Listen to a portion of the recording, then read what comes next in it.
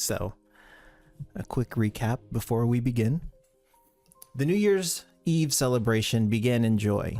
In the upper city, Navina worked alongside Bill, Rumana, and Robbie on the final adjustments to her towering parade construct. Bill suggested a kill switch, speaking from experience rather than fear. Navina questioned the need, but the idea lingered. Rumana and Robbie questioned whether they would find a family and a home, being Sakari. Elsewhere in the lantern, Tazir pursued a hooded figure through crowded streets, nearly closing the distance before the target vanished in a veil of silvery mist. Left behind was the figure's intended mark, Beatrix, a tabaxi from Vasia, moments away from being taken. Null found his way to the parade route as the mystic's magic began to falter. The crystal embedded in his head whispered warnings of coming loss. He encountered a kind woman selling sugared dates and citrus slices. After an awkward but sincere exchange, she asked for her fortune to be read. Null obliged, and when the moment came, he told her to stay where she was, believing it would keep her safe. And she listened. In the lower city, the night carried a different unease. Nia sat near the Snake's Head concert grounds, her mug of seemingly boundless coffee warm in her hands, when she began to see figures among the living, specters, translucent and out of alignment. One stood unnervingly close to Helix, the warforged she had met upon arriving in Almirage. Her artifact cooled, her glasses frosted. The nearby Veil Tower drew her attention.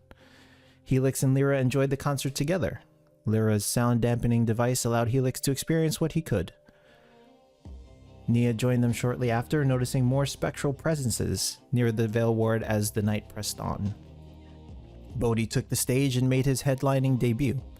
The crowd answered him with joy, voices rising together as the city celebrated. After sensing something wrong, Null elevated his sight and saw what was coming.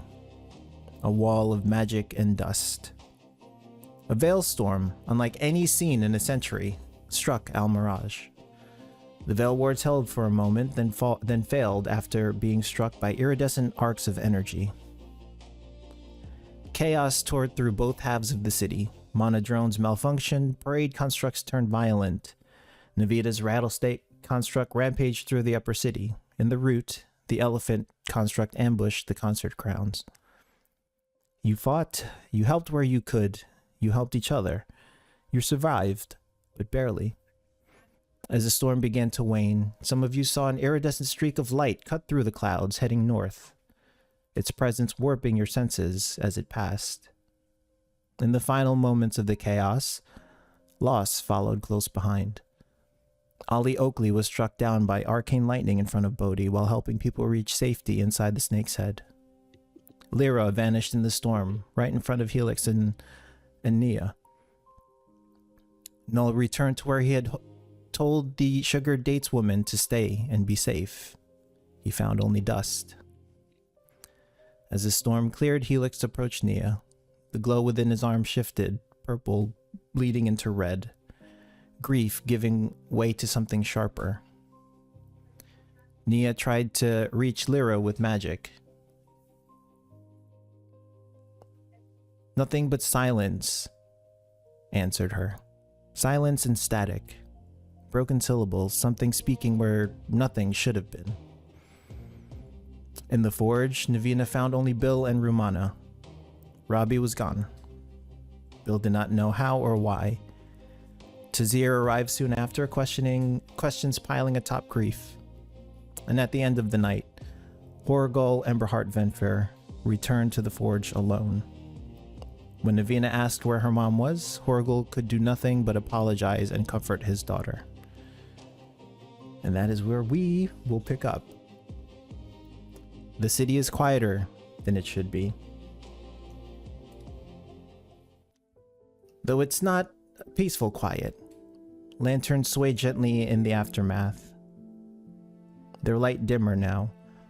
Water runs through the streams and channels of the city, carrying fragments of glass, petals, and ash from the festival that never finished. The Veil Ward light crawls along their length in broken cycles. The pitch sits lower than before. a subtle drag beneath the rhythm. Nia, you stand before Helix, his arm currently pulsing a very deep red, 1,000-mile stare. The concert grounds around you are a mess of overturned chairs and scorched stone. The stage still stands, lights still lit in their last position during Bodhi's performance. You see instruments abandoned where they fell. As you look around, you see survivors slowly emerging from cover in the surrounding buildings. Around you, you see piles of dust where people once stood. And you see festival silks draped over bodies that weren't met by a quick end.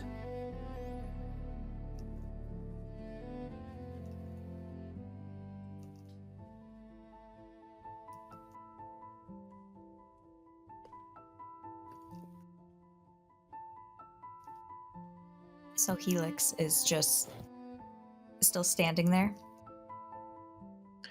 Yeah, you can see that he's kind of processing the events in his head.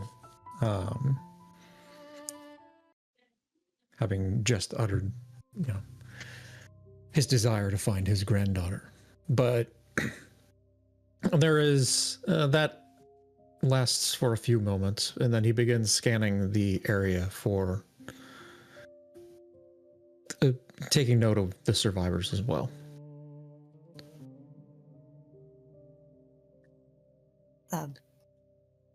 Helix, I'm so sorry about Lyra. I hope you find her, find out what happened. We most certainly will find out what happened. I'm gonna clear out. I'm gonna go. And he just places a rather firm hand on your shoulder. That hand still glowing with a rather oppressive red. That forearm, I should say. We're going to find out what is happening here. Oh, no, I don't know anything about this. I should get going. I don't want to be in the way of the cleanup. Says a nervous little squirrel staring at towers during the concert when she should have been listening. I've never seen towers like that before. I'm new here. Understandable, but something else was clearly astray. I don't know anything. I promise, Helix. I don't know anything. I should get back to the library. Can I approach them? Yeah, absolutely. Where is Bodhi at the moment? So where I am right now is still standing over Miss Ollie Oakley's body, or his pile of ashes. Mm-hmm. And I'm just like wiping my hands, like on my pants, trying to clean up a bit. I like wipe the tears away, try to hide or regain my composure. And then I sling my loot behind my back, and then I start heading towards them. Okay, you guys see a very destitute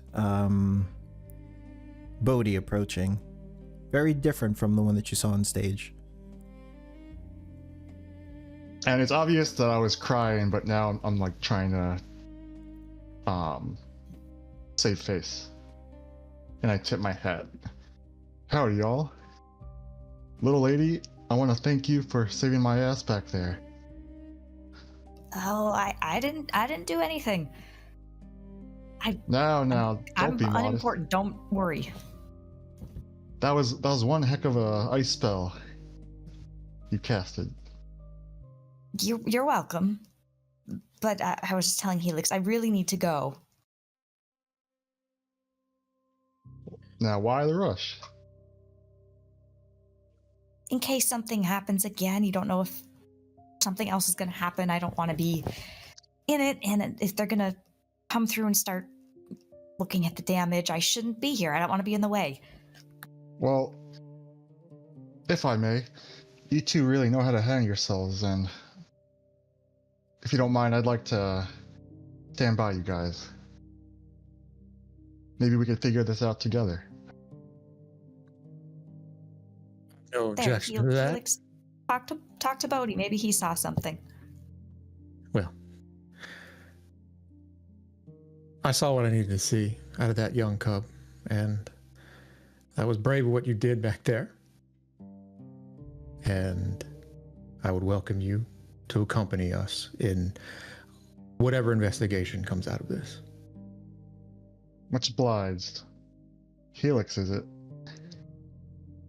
Indeed. And it's a pleasure to meet you, Bodhi. I make sure my hand is clean from ashes, and I extend it for a handshake. He reaches out. And again, it's incredibly firm. You can see that the man is still, or that he is still somewhat shaken by the events. All right. Well, then I think the first matter to attend to is we should probably go hunt down Navina and see how she's doing. You saw her father and the way that he was acting, so we need to check and make sure that she's okay. Looks like he ran up there. Yeah, I'm sure So- he went home. I'll check on Navina with you, but then I'm gonna leave after. You'll check on Navina with us, and then we'll decide what you do after. Helix, I'm not gonna be any help in this. No, I think you're going to be a great help. You keep casting that ice spell of yours, you'll do mighty fine. I don't think ice is helpful at all in investigations. You'll be surprised by whatever you think you don't need. I don't know if that makes sense. It's okay. Ice may not be particularly helpful, but I think your eyes might be. I have terrible eyes, you know that. That's why I have glasses. That remains to be seen. But that's okay. Right now, we just need to focus on getting a handle on what happened in the city. Maybe puzzling out what happened with that tower. And making sure that everyone's okay.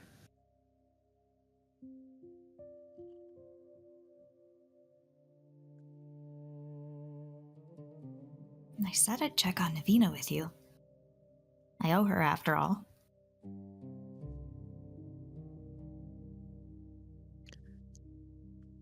All right, then.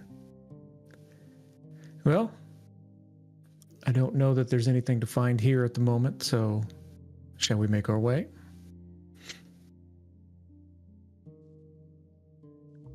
Oh, All right, so as you begin making your way towards the light lifts, heading up to the upper city, as you take a look around, as you travel, you see shield mages, Calanthier shield mages, weaving spells, lifting rubble to help those that are still trapped, and clearing away pathways of debris. You see some Vezarin, some of them are bloodied and bruised. You see them also helping citizens where they can, carrying both injured and those not with us anymore. Everyone, including the citizenry, the Vezarin and the Calanthier, are lethargic, dazed, and confused, just wandering quietly. And as you guys make your way up, we switch to the upper city. Just through the broken doors of the Emberheart Forge, we find Null, Tajir, and Navina.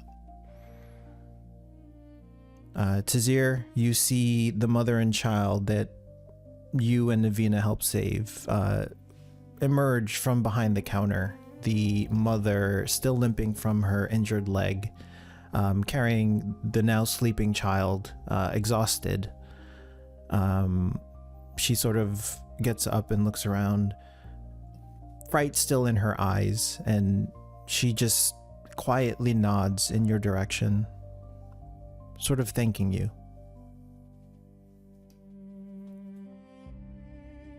Oh, I'll like tip my hat to her. She sort of saunters over. Not saunters, that's very jovial. She just limps over. she limps over. Sir, where should we go?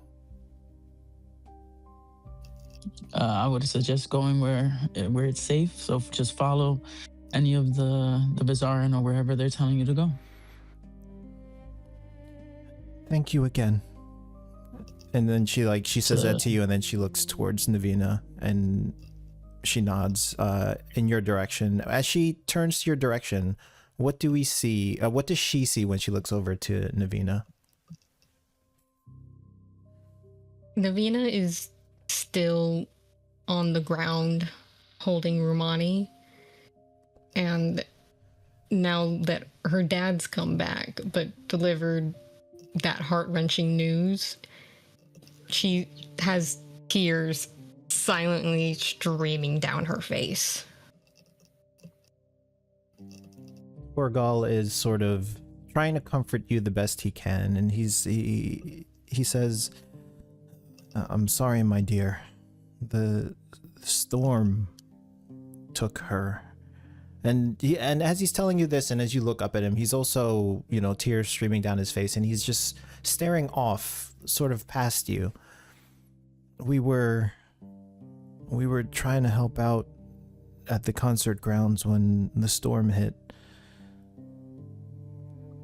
We braced against the storm. I had her hand in mine, and then nothing. Nothing.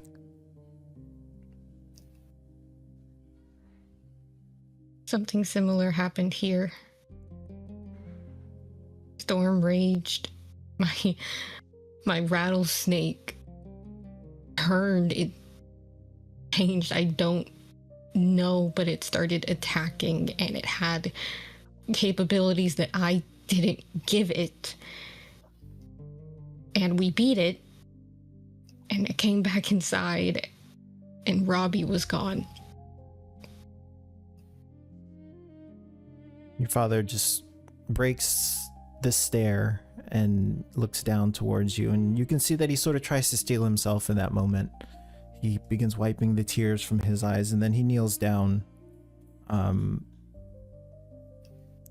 wipes the tears from your eyes. He takes a look over at Rumana, who still has her hands by her ears, sort of still in a panic. Rumana, come. Let's get some rest. And he puts a hand out. Rumana, hand still shaking, sort of puts her hand in Horgal's hand.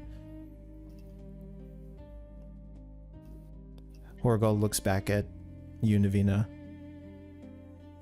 We'll find her. We'll find your mom. We'll find Robbie. I promise. I'm gonna do everything I can to find them. But what do we do in the meantime? And lowering her voice, trying not to be heard by Rumani. I don't know what to do with her, but I don't want to just shove her back in the orphanage without her brother. That seems cruel. We'll keep her for now. I'll keep an eye on her. In the meantime, I suggest you get some rest as well. We'll I wait. think we both know I won't. We'll wait to hear from the Calanthier. They have to know something. Maybe. I have some questions I want to ask some people before I think about sleeping. He sort of nods, and he picks Romana up, and they head upstairs. Is Bill still there? Bill is sitting on the ground. His back is against the counter. And you can see him as well, 1,000-mile stare, though he looks puzzled. Okay. Naviana's gonna go over to Tajir, right? That's how I say it. Yeah. That's how he answered in game. Yeah. Okay. She's gonna walk over. Null is with the group as well. Okay. Yeah. She'll walk over to them and say, I have some suspicions about some things. I don't know how founded they are, but would you mind just blocking the door? Of course. I'll go lock the door. Thanks. I'm hoping I'm wrong and that he won't run, but that remains to be seen. Who won't run? What? Bill, you haven't met him yet, but like I said, it's unfounded suspicions. I could be wrong, but I'd rather check before he disappears. And where did you meet this Bill? Well, he kind of just showed up. So I left the workshop for like a little bit, and I come back with more materials, and he's there, and Mortimer said that he was there to help us, so I trusted Mortimer. I'm hoping that pays off. So a random stranger tried to help you with your creations? Yes. It was admittedly minimal help, but yes. Well, you wouldn't jerry-rig your own things, so I guess the assumption is he did it? Potentially. I mean, I don't know if it was the kill switch that we added together that maybe was wrong, or just the magic from the storm that did that to my snake. But my assumptions go a little bit farther than that. There's a lot of questions about Bill that I've been trying to respect and not ask. I think it's kind of time to ask. I'm not sure how he's gonna take with the pushing.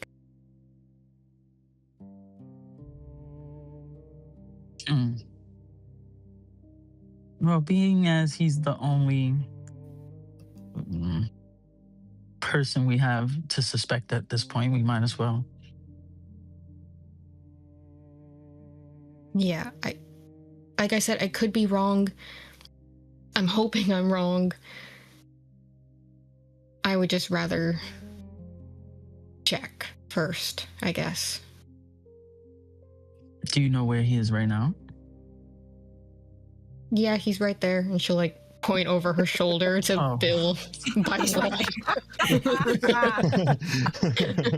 way. Literally like maybe 15 feet, not even from you. Okay. You can't hear what we're saying, I hope. I don't think he's really processing. Nah, we gotta do right a now. perception check. I don't know. Okay. I mean, you saw the little girl that was in here. Her brother disappeared in his arms. So I think he's a little bit in shock right now.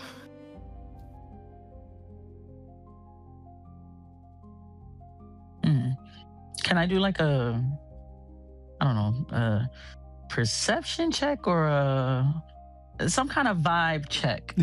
You want to do a vibe? You want to do a vibe check? Vibe check on Bill. Check. We call that That's insight in this game.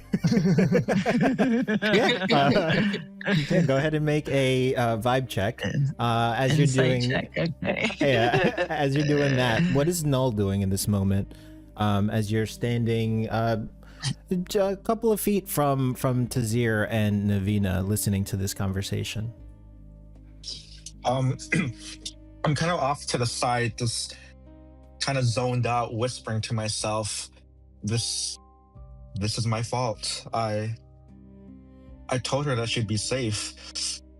As my head starts throbbing and I'm still talking to myself, oh, if only my visions, I could tap into my visions as my headache grows more and more intense, and that my crystal is actually starting to grow really brightly, like a beautiful, impossibly rainbow color, which is pretty much dimmed by the turban I'm wearing, but the glow is intensifying as I'm just there mumbling to myself, grabbing my temples, kind of zoned out. Is it a visible glow? Although Like it's like a glow dim. coming Turban. out of my turban, but like underneath it, it's very bright. So I kind of like, I'm aware of what's going on, but I'm just kind of like standing still, like talking to myself, visibly upset.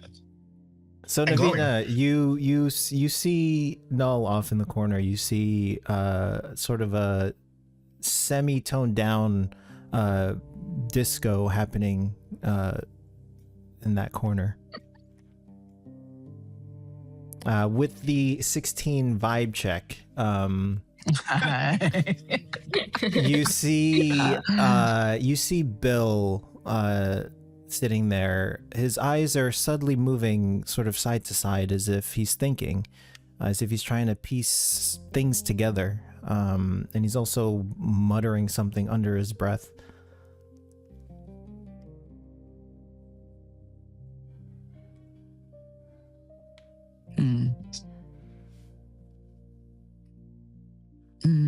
You want to go talk to him now, Navina?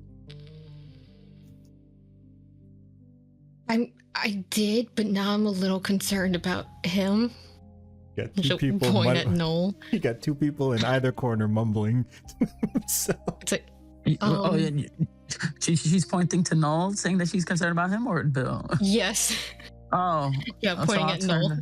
So I'll turn to Noel and be like, Why is his hat glowing? he's like right next to us, right? yeah, No? he's like off to the side. I'll be like, sir, are you okay?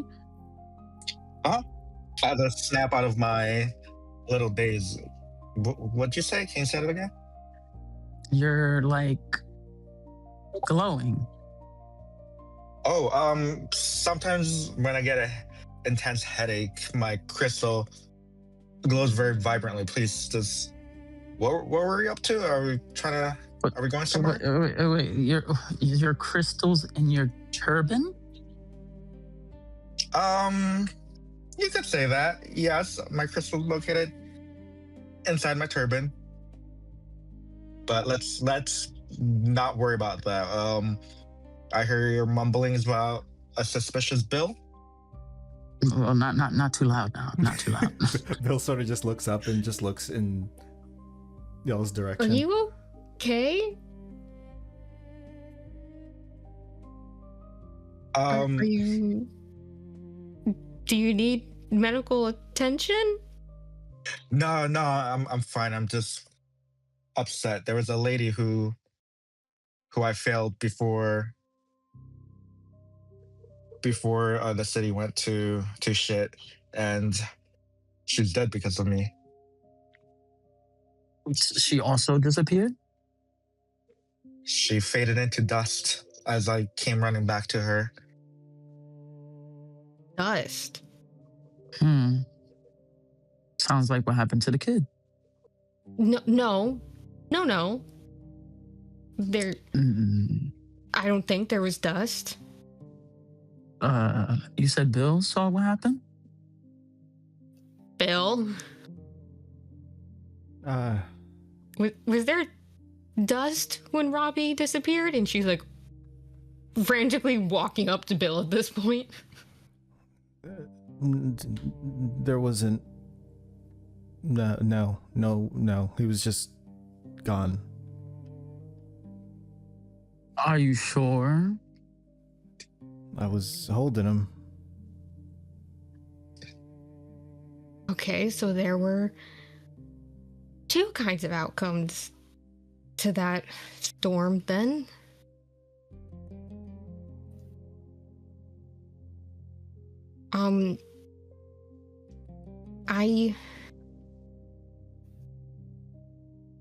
I think we need to talk, Bill.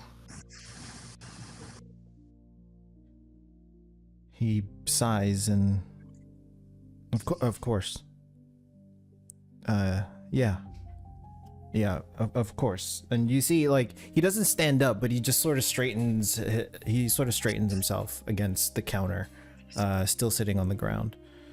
He has his sort of forearms on his knees at this point. I don't know I haven't wanted how much help I would be, but I'll help however I can. I haven't wanted to pry because we don't know each other very well, and you are more than allowed your secrets. But at this point, I think you know more than you're letting on. You think I had something to do? You think I had something to do with all this? I am really, really hoping you didn't. But you have to admit you've been acting kind of suspicious, Bill. You showed up here expecting it to be empty, and then you pivoted and said you were looking for work. And then you would make these kind of looks out the windows like you were expecting something to jump through and attack you. And then you started talking about kill switches, and we added a kill switch to my snake, and it didn't work. You have to admit all of that it's kind of suspicious, Bill. I mean, if the way you're saying it, yeah, it does sound extremely suspicious, and I would think the same way too if a stranger just showed up and then all of this happened. So help me out here. If you think the kill switch was somehow my fault, you can check the wiring if you want. Oh, I'm gonna be dismantling that thing regardless, just in case.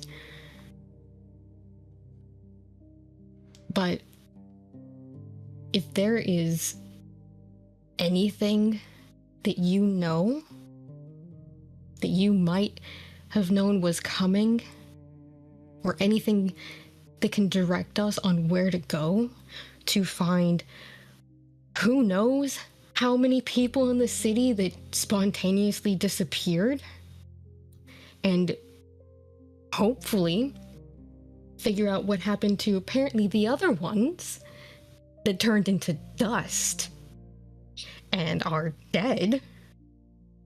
Not to mention how many people are injured, how many things were destroyed because of that storm.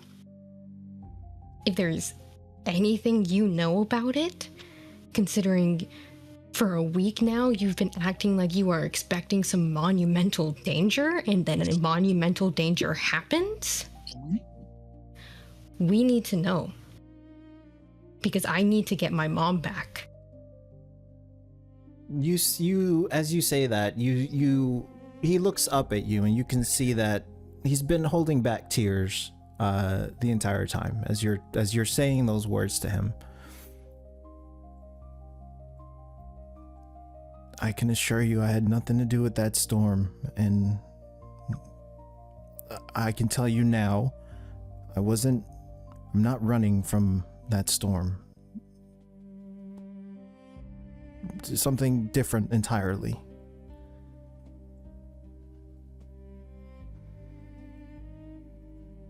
It had nothing to do with the storm. Nothing. I didn't know a storm was coming.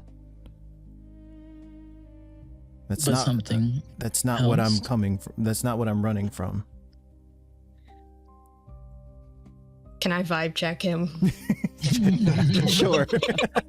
Oh no, they're revolted. I expect these things to get renamed on your character sheet. Actually,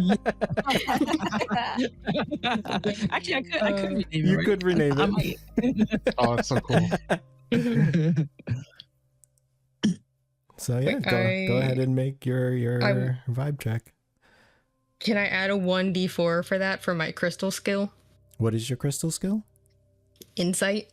Oh yes, absolutely. You'd have to spend a spark. I have so many, so that's fine.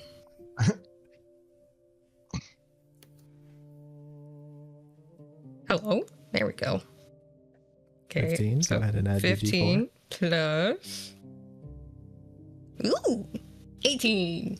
18.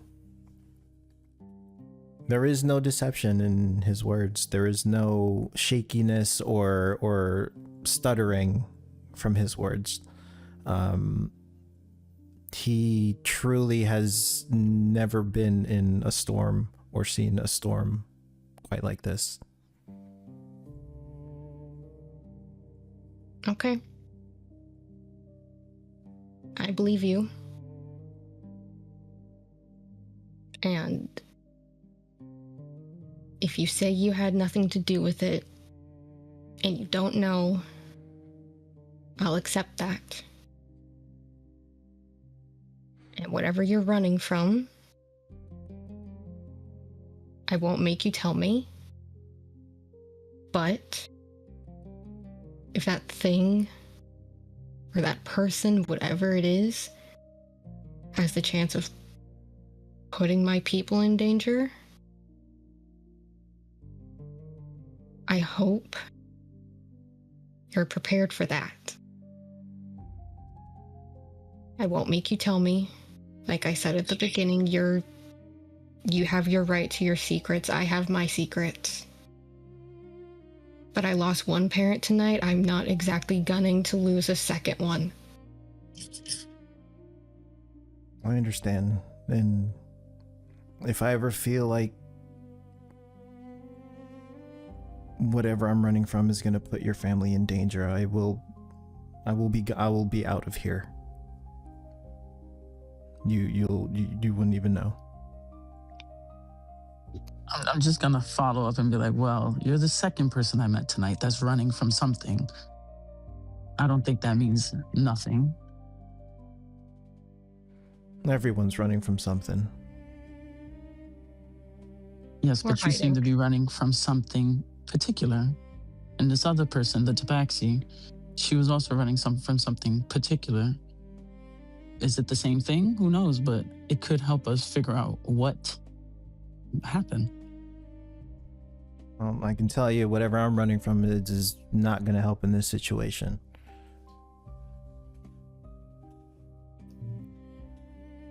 Okay, well, I appreciate what you've told us. And I don't want you to leave. You can see If that you need someplace safe, there's like a sigh of relief as you say that momentarily, like if this is someplace safe for you, I don't want to take that away. I just want you to be mindful of the danger. I understand. Thank you. depending on where all this goes, where I have to go or we have to go, if whatever happens, to figure out where all these missing people went. I don't really want my dad left alone. I mean, there's Mortimer and there's my aunt who you haven't met, but he'll be dealing with the loss of my mom and a child with the loss of her brother. So whatever help you can offer would be appreciated. I'll help in any way that I can. I've only been here for a couple of days, but those two little kids, I don't want to see them hurt. Hopefully we'll find Robbie before that happens. If I can help in any way, you let me know.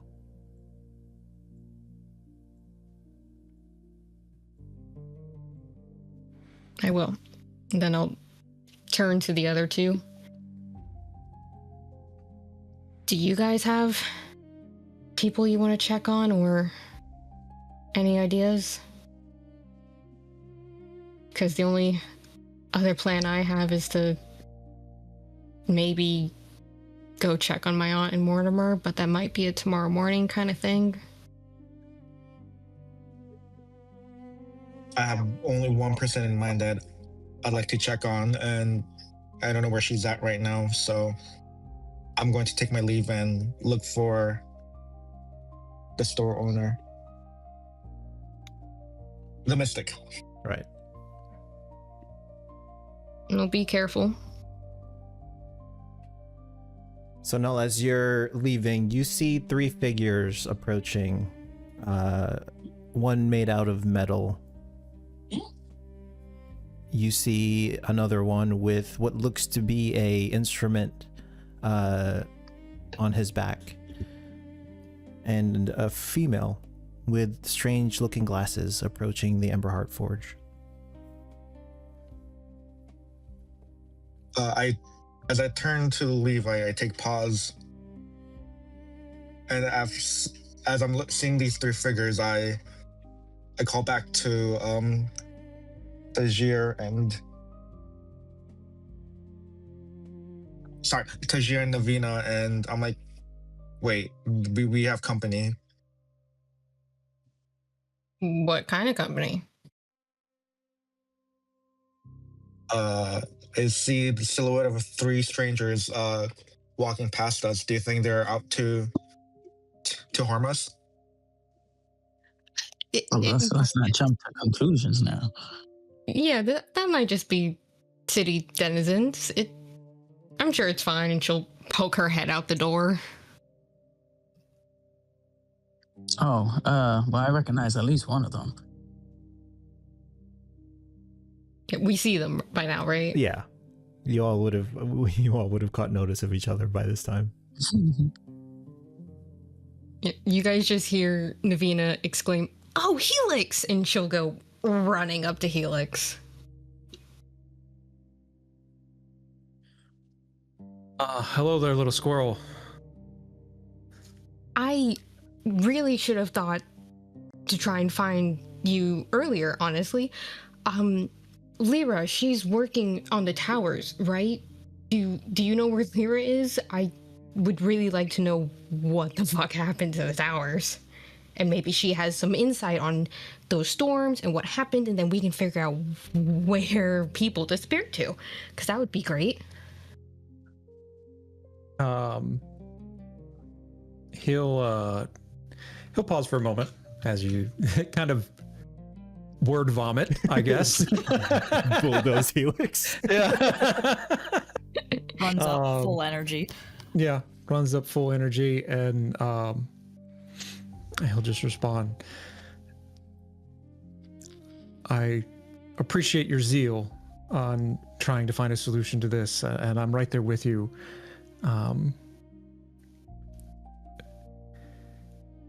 Lyra's not with us. So I'm actually gonna need you to specify that real quick. Do you mean like poof gone or ash? Because that's two different ways of gone that I know about from tonight. Okay, so you're already aware of that then. Yeah, I'm really trying not to dwell on it. Vanished. She's vanished. Okay, well it's not good, but it's not terrible. Or at least I'm trying to convince myself of that, because my mom vanished, and so did a little boy I was watching. So that's great. Yeah, I wanted to. That's why we headed up here, because we happened to witness your mother vanishing as well. So I wanted to check up on you, and we did do some initial investigations on the vanished individuals. Nia here, and he pulls you towards the group, just places a hand on your back and kind of guiding you towards her. Nia here, she attempted to contact Lyra right after the events and got static. Oh, that's... What method did you use? Just, a simple message spell. Oh. Which shouldn't produce static ever, so that was weird. Yeah, that was very... Wow, I never heard of that reaction. And it kind of sounded like Lyra's voice was in there, but very distant and unintelligible. So, like, interference, like something was blocking you. I don't know. That's not how that spell works. Yeah, but I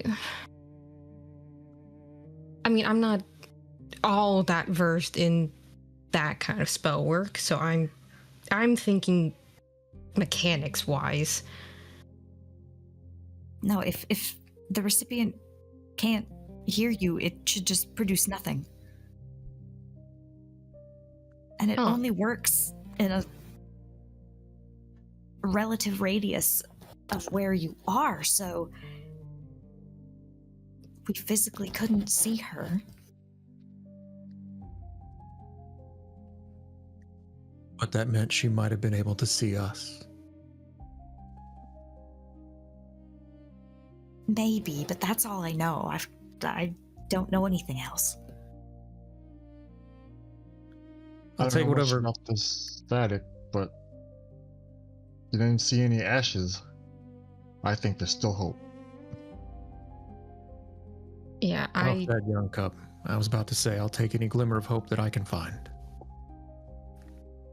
Yeah, we didn't see any ashes, but somebody that was helping us during the whole chaos of the storm did.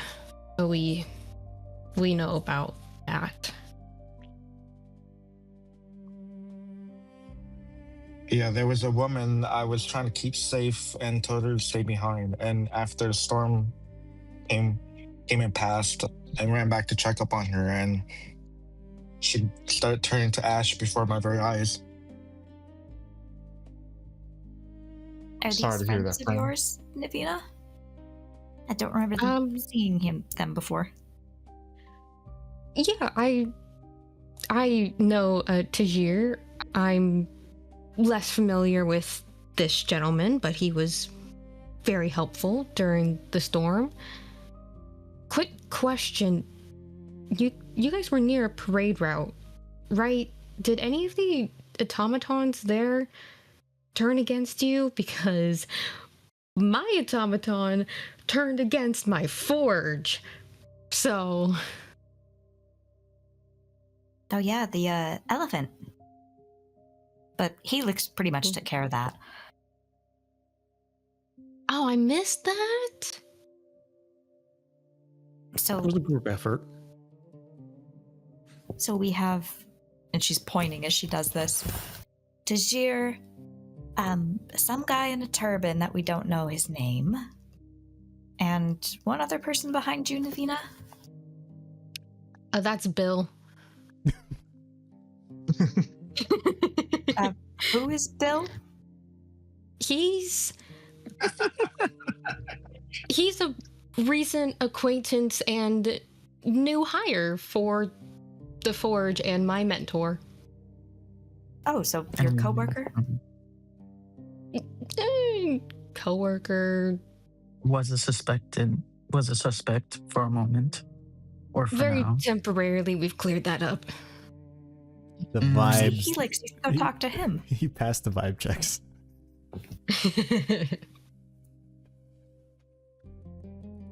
Yeah, he doesn't know anything, so. Actually, a quick question: is Beatrix with us? Or where is she right now? You look around, you don't see Beatrix anywhere. Oh, she's just gone. Okay. Yeah. Okay. We had another woman with us, but I think she had to run off to go do something, but yeah, I don't really know where else to Speaking of go which, with I should this. go too. Now that you're okay. Well, I had a couple more questions about what happened on your guys' end. Oh, Helix was there. He could tell you. I mean, multiple pairs of eyes, you notice different things. Speaking is of eyes, Odie. are your glasses working good? Yes, they're perfect. You did a great job. Wonderful, glad. I'm really glad that those are working. Speaking of your glasses, Navina, go ahead and make... Navina's not glasses? Navina, sorry. Nia. This is going to be a problem. Go ahead and make a wisdom saving throw for me, please. Oh. 7 shades of Bill appear in front of you. No, Bill, I'm trying to be nice to him. 12.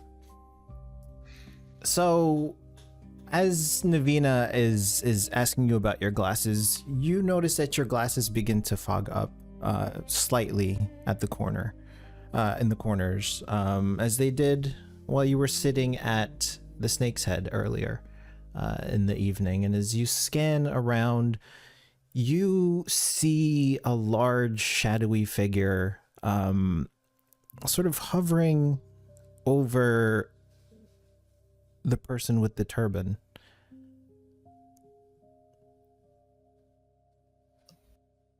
Does it look any specific way? Does it look like a person or something else?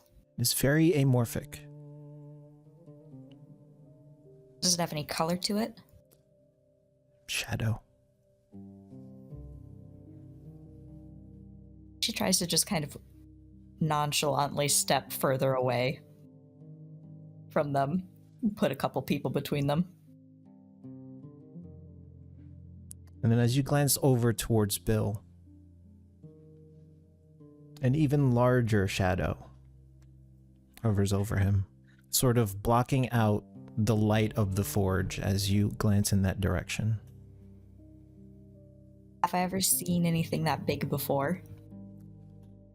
You have not. Her eyes get really huge for a second as she looks at Bill, and she actually backs up a few steps before kind of coming back to her senses and going, right, well, Navina, you can always come find me at the library. You know where I am. I was gonna say, did I notice her like acting weird as she was doing it? Would you like a vibe check? Yeah. Did I notice it too? I mean, Helix is already super on edge with her, so Anyone Yeah, that I would would like also to make like a to vibe roll check, one. go ahead and make a vibe check. Oh, damn. Do I get to roll deception? You can if you were trying to hide your reactions, absolutely. She was not. She was just reacting. Yeah. Wow, 14. everyone. Yeah. Everyone said, "What the fuck?" Super focused. Except for Helix rolled a 1. Yeah. Well, he's looking at the guy who has a rave going on inside his turban. It's true. So Tazir, you see Nia just lose herself for a moment as she looks around, and she sort of stumbles back, looking to make some semblance of distance. Bodhi, you see the same thing. Is your friend all right with the glasses? You need to take a breather there now. Yeah, I think I really need to go rest. That took a lot out of me. The magic and everything. Yeah. Seems like we're all in a bit of a tuffle. Why don't we all gather around a campfire, figure things out? Can I respond to that? Go ahead. This is your spotlights. Oh wow. I'm not here until you need me. So. Oh, my mind is still on checking how the mystic is doing. So just seeing Nia backing away and acting weird, but then some Bodhi wanting to stay together and talk. I quickly introduce myself before I look at the group. I'm like, hey, thank you for your help, Tajir and Navina. But I really gotta go. So before I go, if you guys need to find me, I'm the fortune teller from the mystical shop for the mystical. My name is Null, and I bid you adieu as I turn around and beat it. While he's saying this, Nia is also turning around and attempting to quietly walk away while everyone's looking at him. What is happening? Navina will call out to Null, "I'll be here." Can we perceive Nia trying to go? Yeah, it's not a secret unless she wants it to be. No, she's Sounded just like trying it. to walk away while everyone's paying attention to Null. Like I'll see y'all. But I really gotta go. I have someone important to find. Where'd you say you were going? Back to the mystical shop. Maybe we should all go together. Safer that way.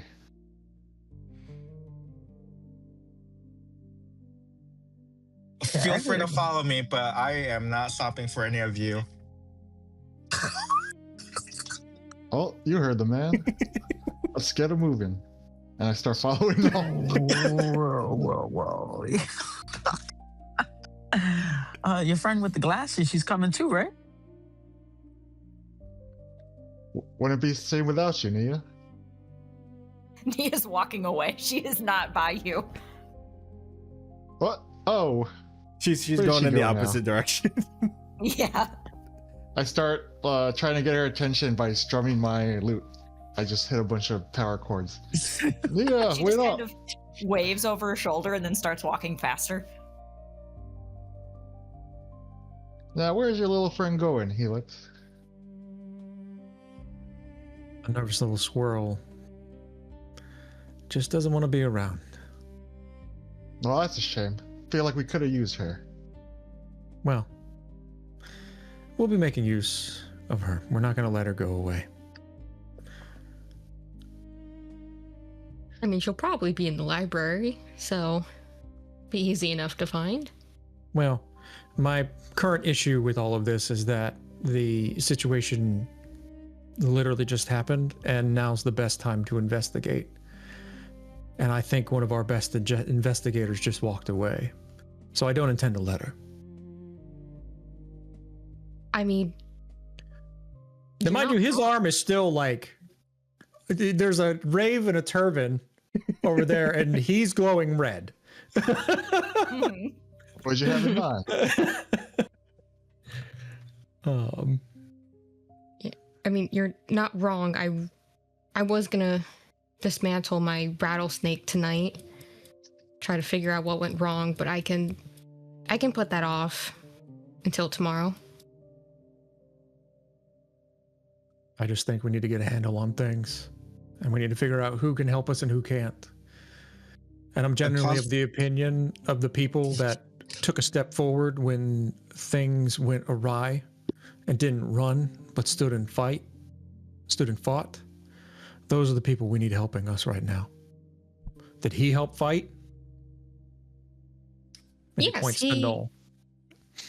Yeah, he actually helped me, Tajir, sorry, and the Tabaxi woman that was, I don't know where she went, but he helped all of us get some people off of a bridge that was collapsing. And then helped us take down my snake. I turn around, still in the process of running, and I shout to the group, "You know, the lady I'm looking for is an actual mystic. She might have good insight to what has happened tonight, but I have to make sure that she's still safe and sound. So, you guys want to follow me? Let's get moving."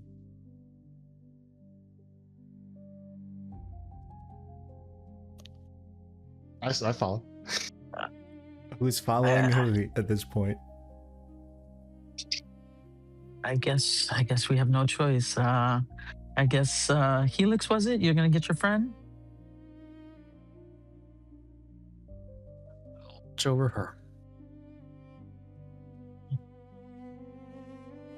Would you mind if I joined you, Helix? I would love for that. Thank you. Yeah, I think I want to go talk to Nia. But if you guys want to go talk to the other person that he wants to go find, and then we can all reconvene here at some point and relay everything we find out. I think that sounds like a mighty fine plan. We'll see you soon. Be careful. Who is following Null? Bodhi Bodhi? And yeah, I'll go with them too. and Tajir. Okay. And then we have Helix and Navina following Nia. Mm-hmm. Okay. Navina will very quickly say to Bill, "I just lock up for the night and just rest. We'll be back at some point." As you say that, he sort of just motions at the broken door and the giant construct at the foot of the door. Sure, I guess, sure. I got it. I'm sorry. Just, if you can bring the snake inside, that'd be great. If not, I'll deal with it in the morning. I'll see what I can do. Just be careful, okay? Likewise. He nods and he shuts whatever remains of the door, but there's still like a huge gap in the center. So as you again split the party and go separate ways, as you guys are making your way towards your destinations,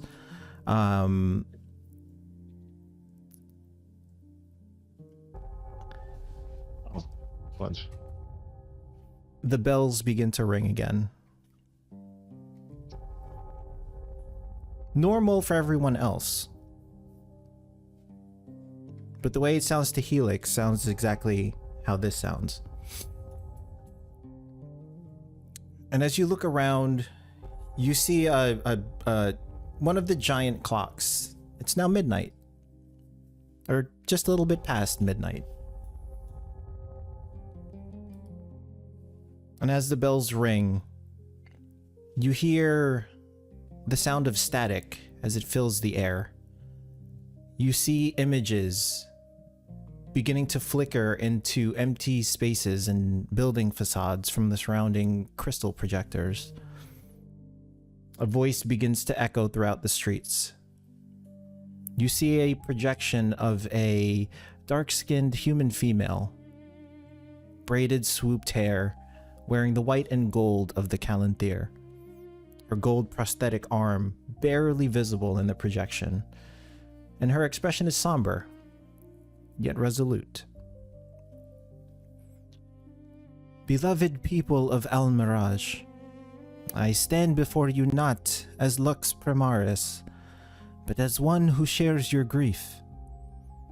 Tonight, we look to welcome the new year with light, with song, with the joy that defines who we are as a people. Then, that light faltered. I know many of you are angry, confused, afraid.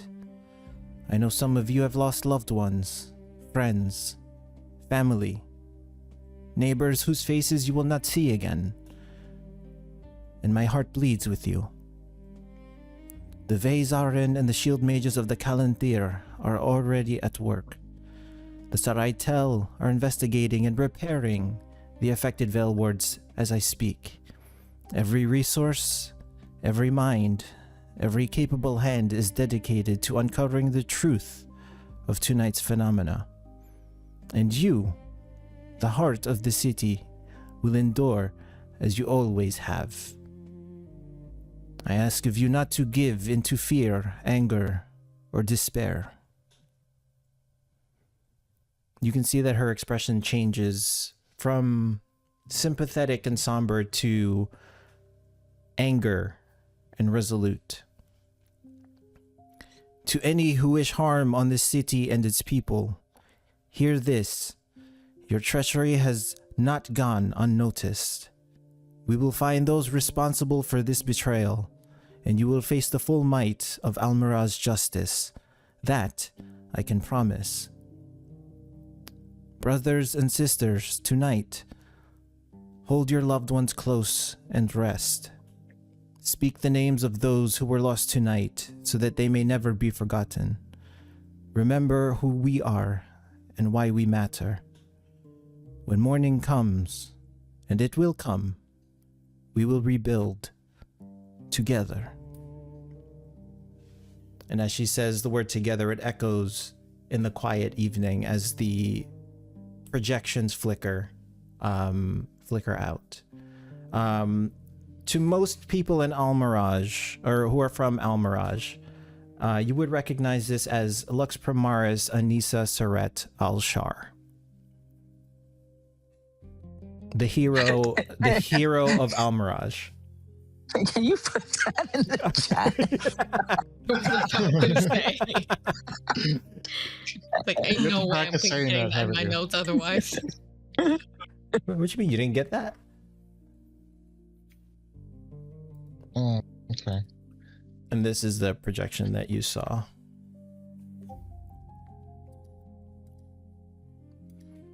She looks like a Magic the Gathering card.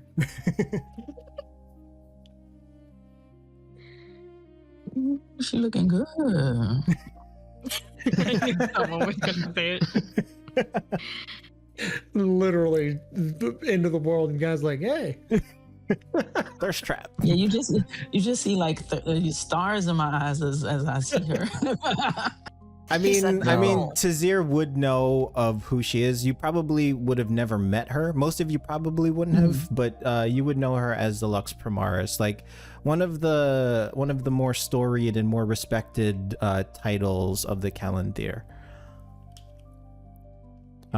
You would also know that she is also known as the hero of Almiraj, where many years ago, maybe 10, 15 years ago, there was an incident that she saved the city from.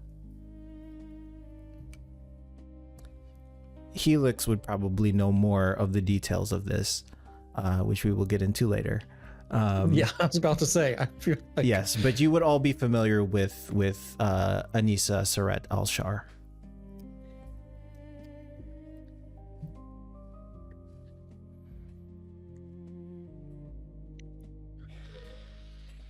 Navina, as the projection first started coming up, as the bell started ringing, there would have been a brief moment where Helix would have had his weapon drawn and pointed towards wherever these projections were beginning to appear. And then once the Lux, what was it? The Lux? Lux Primaris. Lux Primaris. Once she appeared, he kind of stopped.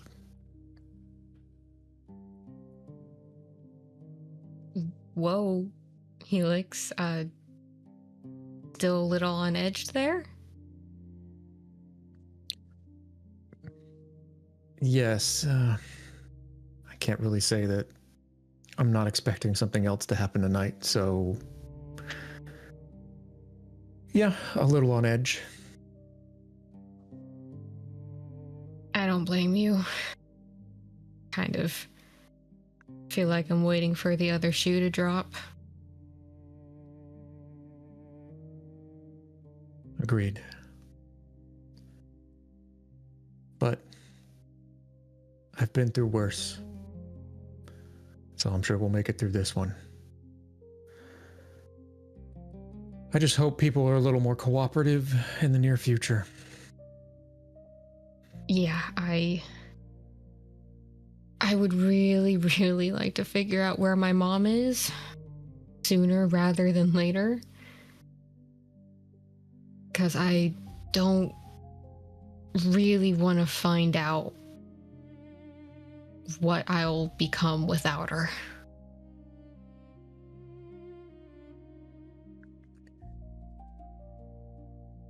I can echo that sentiment.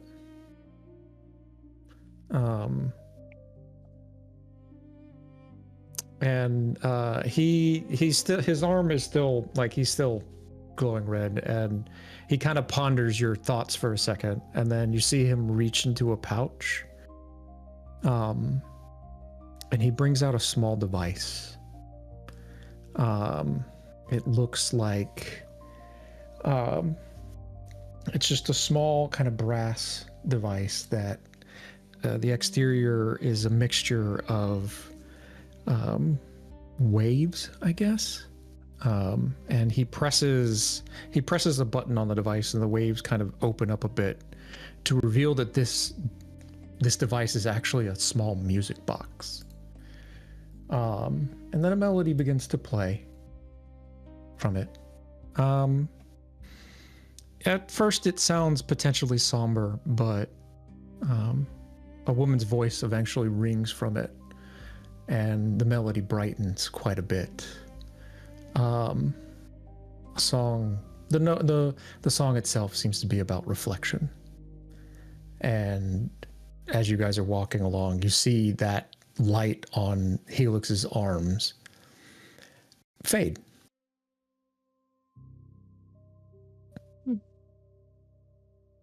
Once the music is done, he places it back in his pouch. That was beautiful.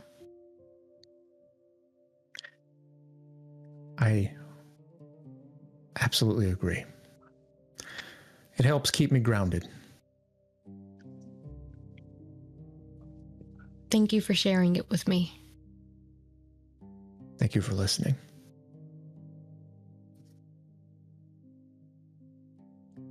I couldn't really help but notice you seemed kind of insistent with Nia. I feel like I'm missing something here. While we were at the concert, I may have not caught on right away, but Lyra's got keen eyes, and she noticed strange behavior from Nia leading up to the events. So I think she knows more than she's leading on. Okay. But as I mentioned, she also stood her ground and fought. Mm-hmm. And I think that she's going to be a valuable asset regardless of her desire to avoid it. Yeah. Hopefully she is at least willing to help us piece things together, even if she doesn't try and help us bring them back.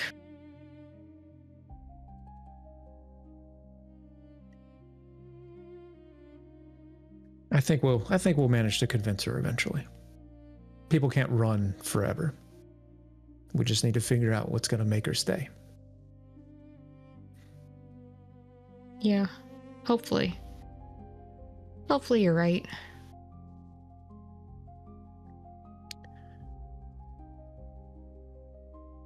Well, I've got a couple of clues that I would like to discuss, but I would like to discuss them with the group once it's available. So I suppose we should focus on gathering up. Yeah, I think that would be good. Where is Nia at this moment? And what She is going her back to the library. what is her reaction after seeing the Lux from Mars? Someone that you're not familiar with at all. She's surprised that a city is capable of putting up projections like that. It's not something she's used to seeing. But all it does is cause her to hurry farther to the library because she does not want to be involved in any of this or out in it. So are you trying to head there? Are you trying to be unseen? Are you trying to... Or are you just trying to She's get not there as actually quick as trying to possible? hide, but she's just trying to be like... What's the word I'm looking for? Unassuming. Okay. Easily enough. Everyone as you travel to the streets towards the library and you look around, they seem to be preoccupied with what just happened. Again, you still see people helping people, people mourning over people on the streets. Although some have begun to clear out. You continue making your way to the library with Navina and Helix, not too far behind. We head back to Null as you reach the Mystic's place of mysticism. Is that correct? The name can be ever changing. It's part of the fun. So we reached the front of the shop. Can I do like an insight check to make sure it's safe to like go in, and a perception check? Yeah, you could do a perception check if you'd like to look around. Your immediate view around you is very peaceful and quiet. You see the same things that you have been seeing throughout the night.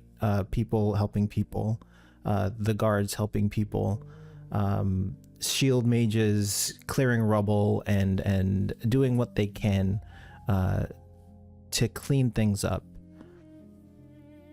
Okay. So I guess once we get to the shop, I just start immediately shouting for the Mystic to see if she's in the building. The candles are lit as they normally are. And then I turn to the group, I guess Tajir and Brody. All right, it looks like the Mystic's in. Come in and we'll see if she can tell us anything she knows about what happened tonight. And I unlock the door to go into the shop. And as you open the shop and the three of you enter, you see the Mystic sat at a table. A glass of wine in front of her. She's smoking a cigarette. Ah. No.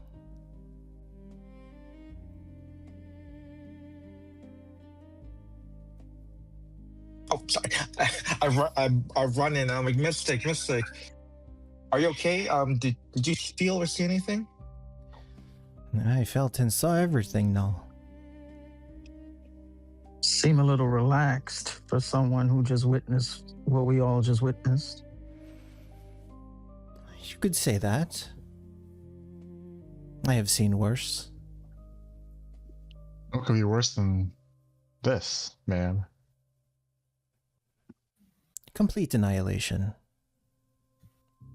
You've witnessed this. I've foreseen it, yes. You've foreseen it for our mirage or in general? Many different places, many different times. And then I turn to the group and I tell them the mystic has the power of insight. She can see into the future, into the distant futures, and into the distant past. Then I turn back to the mystic and I ask her, do you know what caused the events of tonight?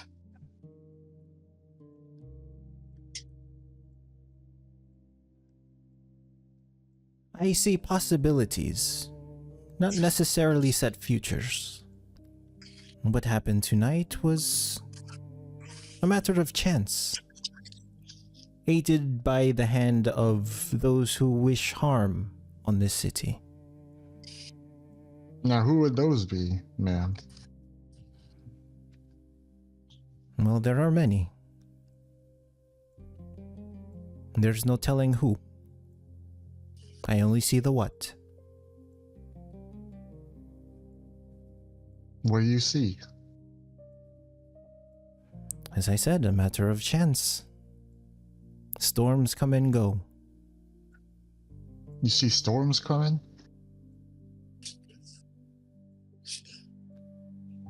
It's a whole lot of vague language. Well, as I said, I see possibility. So which of the possibilities did you see tonight? And do you know who did it? Well, the storm did it. The storm is natural.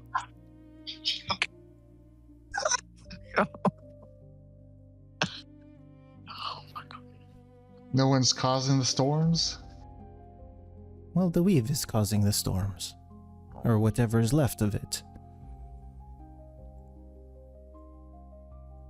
Quick question. Somebody in the group saw something within the storm, right? I feel like I remember that. You did. You mean the comment? I did, yeah. Yeah, I'm like trying to remember. Okay. The other two did it. Yes. So, so I'll mention that. I'm like, I feel like I saw something in the storm. So the storm wasn't necessarily natural. If my eye did not deceive me. What is it that you saw in the storm? And how do you know it was part of the storm or something that merely got caught in it? Well, I don't know exactly what I saw, but I definitely saw some kind of being or contraption within the storm. You can see that she looks interested. What were you going to say, buddy? Tajir, now try and focus. Try and picture what you saw and describe it to her. I close my one eye and try and think back. And then I play a medley and giving him bardic inspiration to try.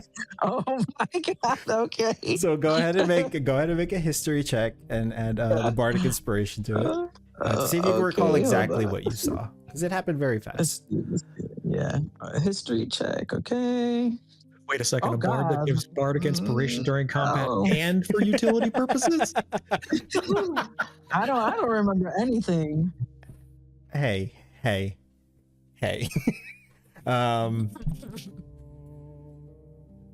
Yeah, I mean, all you really saw was a streak of iridescent light in the sky. That's it. No other detail than that. Iridescent light? Actually, yeah. So if it was an iridescent light, is it similar to what was going on below the turban of a certain someone? Like, I would say with a 3 on your history check, yeah, I would say it looks similar. oh yeah. So I'll just be like, come to think of it, it looks similar to the glow coming out of your turban, and I would like point and turn to Noel. Like that's just the color of my crystal. It's always been this rainbow iridescent color. What are you trying to imply? I Not stand between them. implying, I'm like, no, let's not jump to conclusions here. No. Don't get me mistaken. I'm not saying you're the cause, but the lighting was very similar. And then I turned to the mystic and asked, would you happen to know anything about why that may be? A matter of coincidence. Possibly. Or it could be connected. Who knows?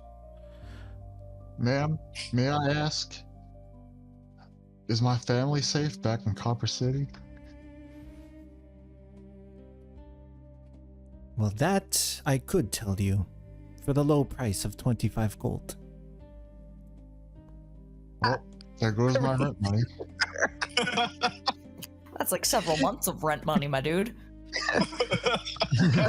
Do I even have that? Where's my inventory? You probably don't. I was about to say, I'm 30. I'm 30. I would just look at her. I'm I'm desperate. look at her with a furrowed brow, and I would be like, "Did you not just witness what happened to the city? I think he's gonna need his money." I need to know if my family's safe. And then And I I defend the mystic, but like, she needs compensation for exerting her energies. I leave 5 gold in my pocket, and I put the bag, the pouch on the table. It clanks on the table. Okay, so you minus 25 gold from your inventory. Come sit with me. Let me see your hands. I give her the ashy hand, the one covered in ash. She takes your hands, and you can see as she takes your hands, you see her eyes roll back in her head. She still has a cigarette in her mouth. She takes a deep breath. And for a few moments, nothing. Your family is okay.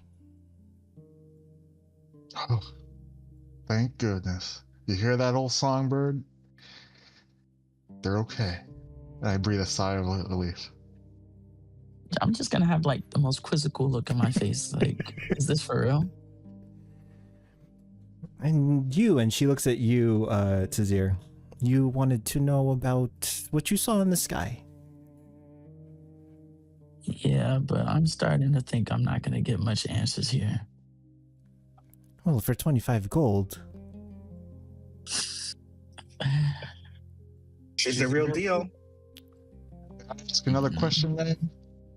Nah, I'm good. You don't. No. I have to give you money to help us save the city. Well, perhaps the Considering information that's- I can give you for 25 gold can help you save the city. Is that worth 25 gold, or is that priceless to you? It should be priceless. There's opportunity for gold and riches out there now, Mr. Because Gunslinger. if something happens to the city, it happens to her too. So why wouldn't she just voluntarily help? And to help diffuse the situation a little bit, I turn to the mystic and say, "Oh, mystic, considering the events of tonight, perhaps a small discount." She looks at you, Null, and she narrows her eyes. Very well. 24. What if I paid you in kind? No, it's okay. You don't pay her. We'll figure it out. So you would put the price of the city's safety at 25 gold. I'm not putting the price of the city. You are. But this information can help you. And if I'm you really saying- cared about the citizens of the city, you would just help. Well, you would know that I do not have much care for others other than my own. And I'll have that same answer when you may need help one day. Fair enough. 23 gold. Final offer.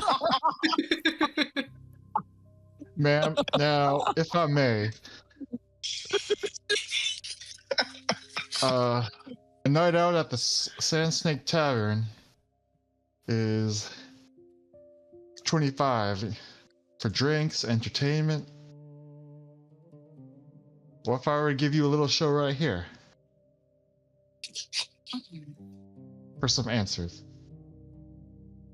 What sort of answers are you looking for? And what show are you willing to give me? Well, How me far- and old how- Songbird here. How I show my far? loot. Me and old Songbird here can whip something up for you. And how far that? are you willing to entertain? Well, waiting tables is my 9 to 5. Performance is my passion. You can see that she perks up and she sort of ashes her cigarettes in the ashtray. It's been quite a lonely New Year's for me. I could go for some wonder why. entertainment. I turn to Tajir and know like, okay, I think we're onto something. Now, fellas, let's make sure we figure out the questions we want to ask. Maybe perhaps why some of us disappeared and others turned to ashes. What do you guys think? I think this is ridiculous, but by all means. And I whisper to him, like, make sure that she doesn't hear. And I Well- tell them there's no use in whispering. She'll know what we're gonna ask. But a performance would help us all decompress a little bit, wouldn't it? Private performance. You can see she takes a sip of her wine. Oh God. I was gonna say, where'd you think this was going? Bodhi is an innocent guy, okay? He doesn't know any better. Yeah, he's very She's naive. had a lonely New Year's and she's interested in entertainment. I'm gonna just be like, Bodhi, I think we should just go for your own sake. Now, I don't want to meet up with the rest of the gang empty-handed. I put my hand on Bodhi's shoulder and tell him, "You're a brave man," and give him the thumbs up. I'm just gonna grab Bodhi by the collar and just start trying to walk out. Now, wait a second. We're trying to investigate here. Are you resisting this as he's trying to pull you out? Yeah, I'm trying.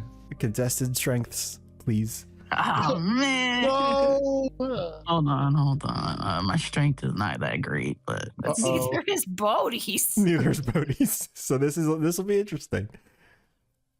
Oh god. Oh my god. Okay, yeah, no. Bodhi sort of. I tap dance away from him. Well, barely. What the hell? Got Now, love. man, are you ready for one hell of a show tonight?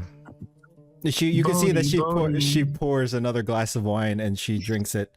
Are you ready for a show? Oh my. Bodhi. And then I Please. start playing a medley on a melody on my lute and begin singing. She sort of walks over to you, and she's sipping her wine, and she grabs you by the wrist gently. Perhaps you can play that for me upstairs. I don't see why not.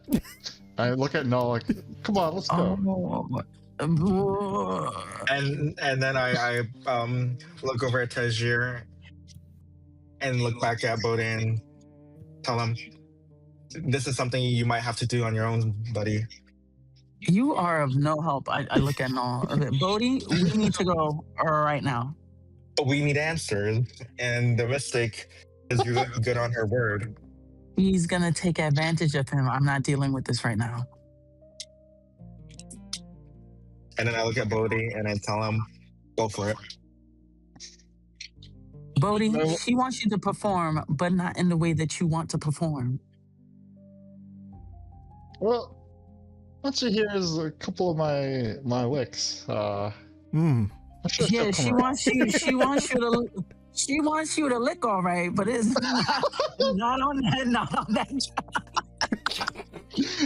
Bodhi has a -1 on wisdom, so Oh my god! Not with the loot. Oh my god! Any experience will help you in your rise to stardom, I say. I should have just went with the Warforged. Like, this is. now that Warforged gentleman, he's trying his hardest to find some clues, get to the bottom of this. We can't let him down. I agree. So Now, if here's you what I'm excuse gonna me, do. and I start heading upstairs. Oh And- boy. And that's my cue to walk out. So, Bodhi, as you make your way upstairs, the mystic sort of walks back over to Null. Null. Yes, ma'am. I foresee that this group is going to need your help. Help with what exactly? Whatever happened tonight, and I think, and she sort of just tilts her head, and you can see that her eyes lock towards your turban. And I think you will need their help as well. I furrow my brow for a second, but knowing the mystic speaks in riddles, I just sigh and go, always want to confuse me, but I'll take your word for it. And then I take a pause, look at Bodhi, rearing to go, and look at Tajir ready to leave. And then I sigh and just pick up a cigar and be like, by all means, ma'am, I'll take your word for it. I think they will need you more than you will need them. Keep them safe. I'll try my best. And if you'll excuse me, I need to go make sure my guest feels safe. Please do try your best too, ma'am. And I'll see you some other time. Be careful, no. Thank you, ma'am. And then I look at Bodhi and I tell him, be careful, Bodhi. Nothing to worry about. I'll see you in a bit. No. I just suck my teeth and shake my head. I go up the stairs. So the mystic follows you. You can see that she grabs 2 more bottles of wine before heading upstairs. We will fade to black on that. Oh, Bodhi. No way. Bodhi, I will ask you for 2 performance checks. Sweet. Let's do this. We are witnessing how a boy becomes a bard. And that night a true bard was born.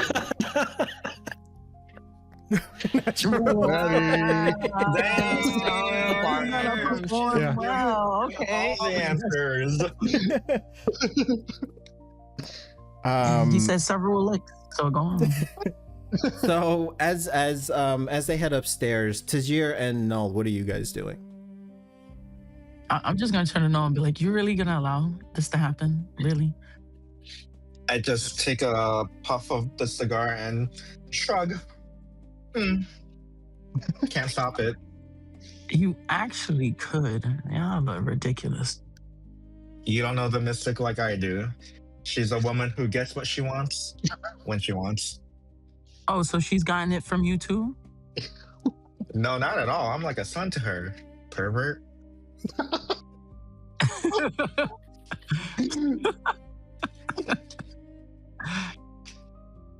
You know, I've always walked by this place and I always knew she might have been a hack. No, she's not a hack. But, you know, predictions aren't always 100%. And as she says, she sees many possibilities, many variables, and she can't predict with 100%. No one can what the future truly holds for us. And this is one of her possibilities, what she's doing right now. She's, as they say, manifesting.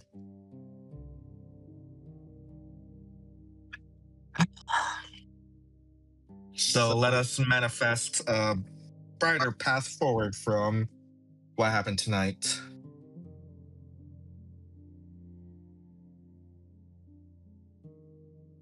I'm just shaking my head. I'm over it.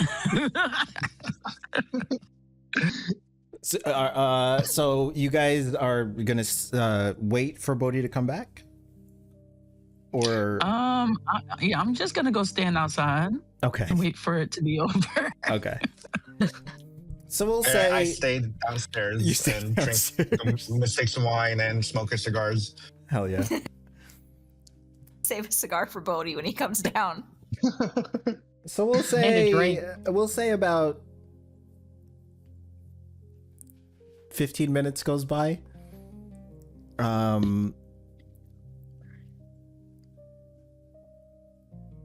The mystic takes a puff of her cigarette, Bodhi. That was quite the performance. Well, thank you, man. Me and old Songbird here try our best. I found it quite enthralling. Thank you for humoring me.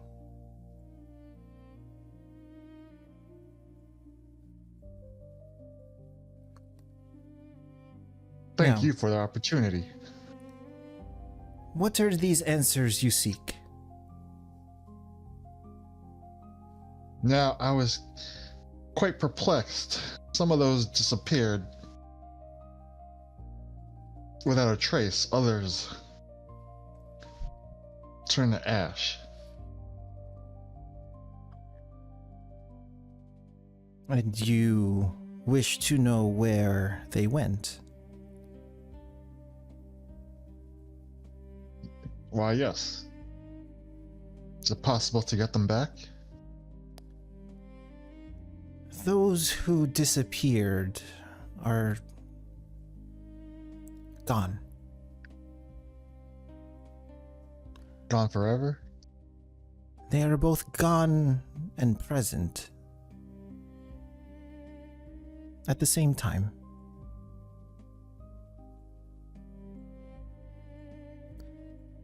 Those that turned into ash are gone and no longer present. So you're saying those that are gone and present still have a chance? It is a very slim chance.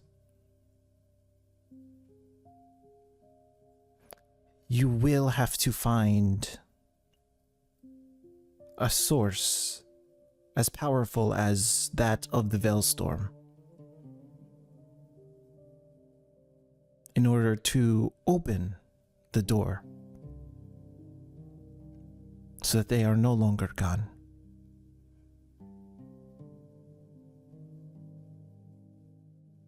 I see. Find a source as powerful as the Veilstorm. Find the source. Have it open the door. If we go through the door, maybe we can get...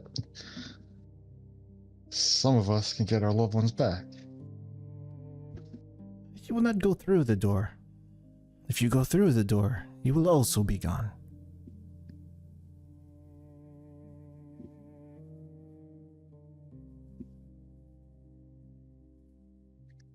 Where can I find such a power source?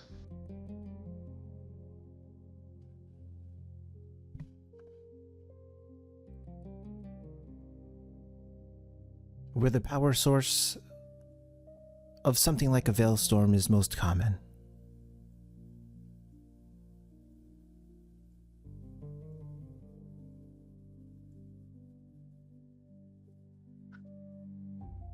Well, ma'am, this was most helpful.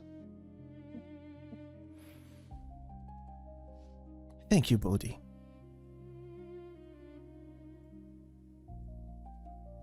You can see you're both fully clothed. I would hope so. It was a private performance. May I ask for one more? Now, ma'am, would you humor me with one more question? Of course. Do I have what it takes to be one of the greats?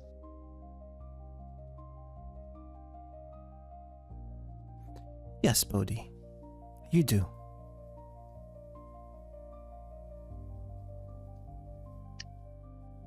Well, that certainly cheers me up just a little bit. And if I may give you a piece of advice,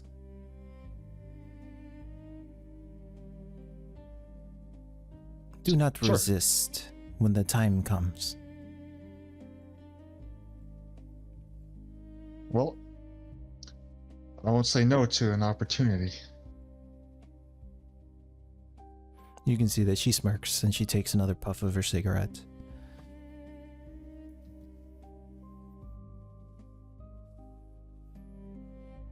I bow, and then I'll head back downstairs. She smiles and she sort of bows her head. And she continues to just sit there alone.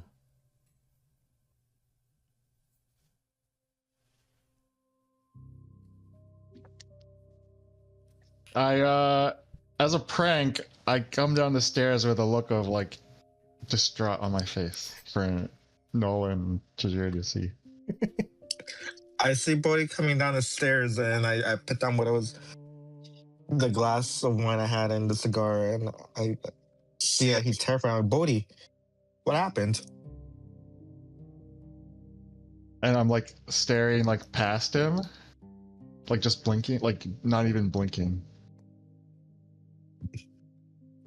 Bodhi, did the mystic give you a bad news? Oh, I just look at him and I rolled for perception. Is that good enough to tell that he's lying? I'm like, Well, you can see the corner of my mouth smirking, like I can't. The perception is to see him disheveled. I would say you could do a vibe check. Oh, okay. That's Insight. insight, right? Yeah. Yeah, insight. Damn it. You beat 7 though. Yeah. So. Oh, Yeah. Yeah, so you could see the corner of my mouth. I'm smirking like I can't hold it in. all right, you got me. did you get any answers? Yes, I did. Find a source as powerful as the Veilstorm. We can open up the door. Some kind of door. Perhaps those that disappeared could walk through and come back to us. Oh, at least the disappeared have a chance. How curious. Did she give you any more details, or did she just leave you with that piece of information? I'm just thankful for what I got. I think Yes. this is certainly a good lead. I see. So I'm glad we did, in fact, end up heading this way tonight.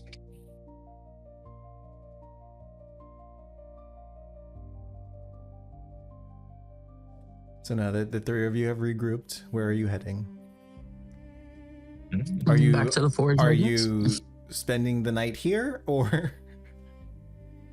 I guess we'll start heading. Or what do you say now? Should we head back? Meet up with the rest? Yeah, might as well give them what we found out. I would have said no, but the mystic did give me a piece of advice, and I think it'll be good for me and us if I stick by you guys tonight. So I agree to follow along. Now, before we go, Tajir, maybe go see her. Maybe get some wisdom from the. I'm pretty sure she has nothing that will help me. I wouldn't be so sure, but by all means. Not with that attitude.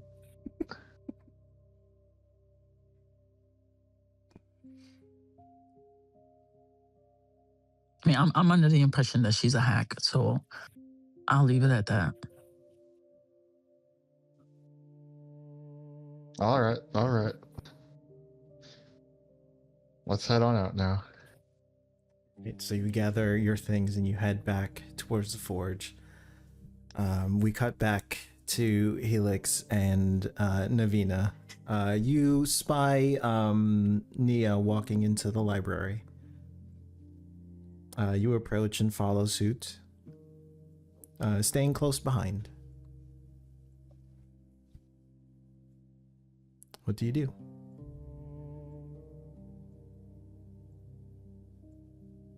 Let's see where she takes us. I'm curious where she wants to run off to. What do you think? Yeah, I think that's as good idea as any. And where is Nia running off to in the library? There's probably some corner in the back of the library where she's found a table and a chair and a pile of books set up that she's been digging through for the past few weeks.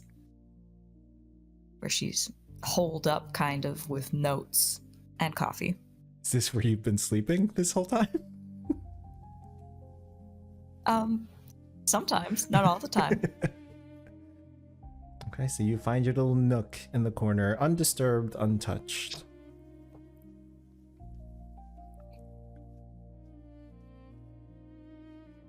She kind of sorts through her notes a little bit, and then she immediately goes hunting for information on veil storms and looking through different books she has open on ancient artifacts. Okay. And what sort of information are you looking for on veilstorms and artifacts? For veilstorm, she's looking for things that can cause them to surge or become very powerful. And on ancient artifacts, she's looking for things that could relate to that, anything that could cause a surge like that. Okay. So go ahead and make your investigation check if you'd like. As you begin to skim through the many books that you've pulled from the shelves.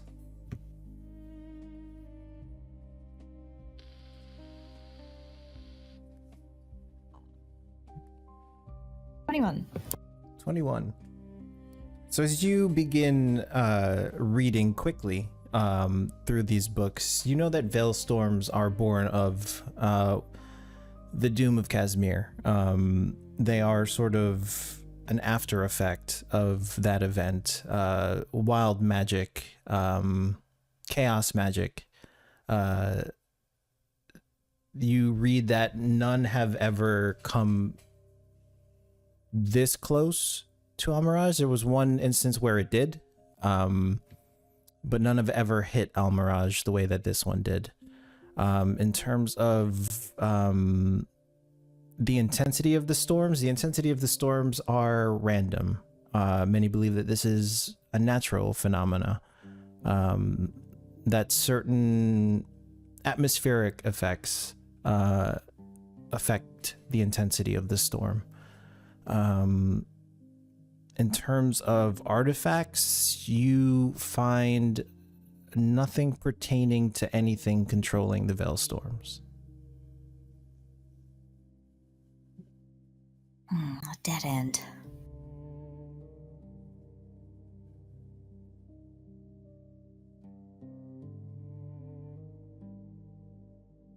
And she goes back to her table she has set up and starts opening the other pile of books she has on there, which has more to do with time magic.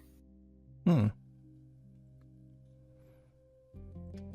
will say with a 21, you read of very few spell users that have actually come close to controlling time itself. None have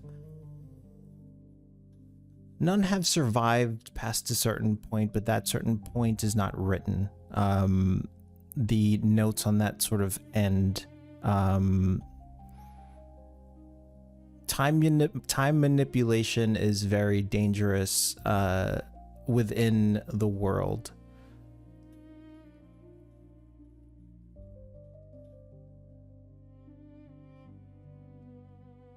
And she has a leather-bound journal open where she's taking notes as she's reading. Are you looking for anything specific about time magic? You have the general gist of it, but are you trying to hone in on some? Is Nia looking for something specific? At the moment, no, because she doesn't know what she's looking for. She's trying to find something to point her in a direction. And what direction would that be? A direction that either mentions something about the artifact that she carries that she recognizes, or something to do with people moving through time.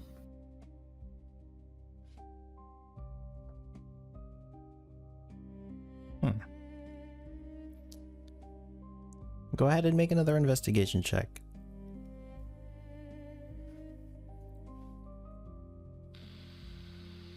18. In terms of specifics, you comb the library for anything pertaining to or loosely related to the artifact that you carry. You come across something that looks vaguely similar. The only thing that you can find is that it is pre-Doom, dated pre-Doom, and that it was stolen from Adria's Reach. And she's just frantically writing notes. In terms of people moving through time, the notes that you get are that many attempted, and the research that they've come across in that is that at this point in the history of magic, it is impossible.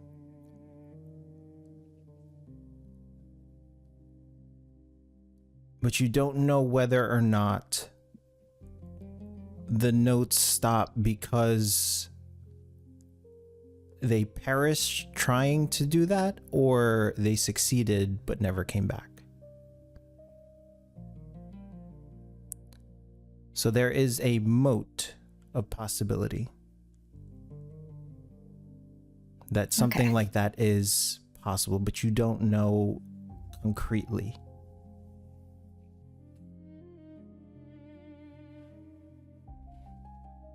It's a start.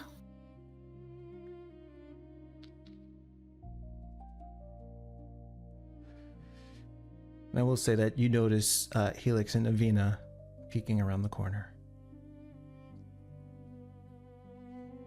She sees them, but doesn't like register it for a second and keeps writing, and then she stops, looks up again, and just sighs. Hi, you two. Did you need something? We were just curious what it is you were going to do here. I'm doing research. That's what I've been doing here the whole time. As you can see by the large stacks of books on the table, some of them open in certain pages, some of them closed. Research on what? A few things. Some on time magic, some on history. You know, that sort of thing.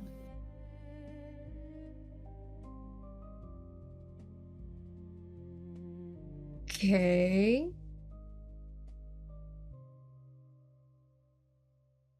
You're researching time magic. And you're a person that stared at the towers moments before disaster happened. Oh, no. I've been researching time magic for over a decade. There's nothing to do with this. I wasn't necessarily hinting that your research duration was an issue. Just the fact that you're researching it in general. It's my area of study.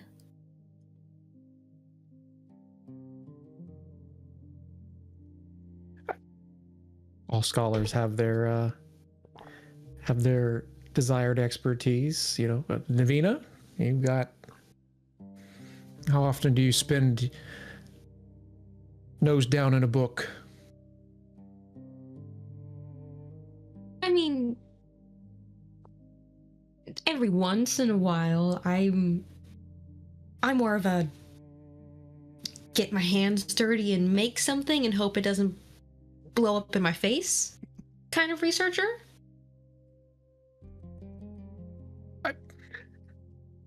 That's the type of researcher I'm way more comfortable with, to be honest. You know, Lyra, not too different from that. Her mother, her grandmother, her grandmother, all the same.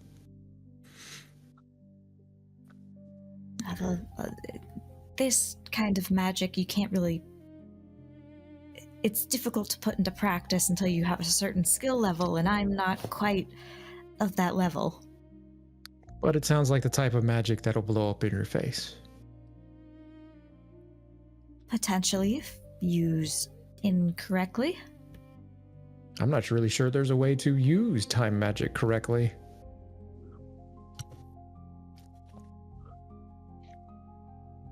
Is that what you came here for? To discuss research? I was more interested, again, in just what you would need to so rapidly retreat to in a moment of crisis. It's telling what people go to in those moments. I'm pleased that it's to research.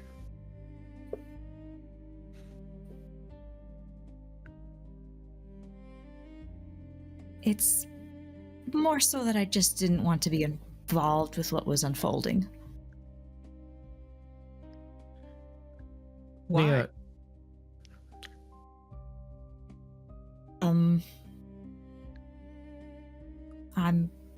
I just didn't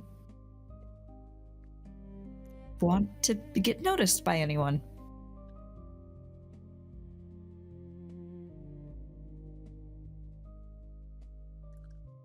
well, unfortunately for you, you got noticed. Listen, both of you, I'm really sorry about what happened to Lyra and your mom, Navina, and the child. But I don't see how I can help you. I would if I could think of anything, but I think if I help you or try, I would probably bring more potential danger to the situation than needed.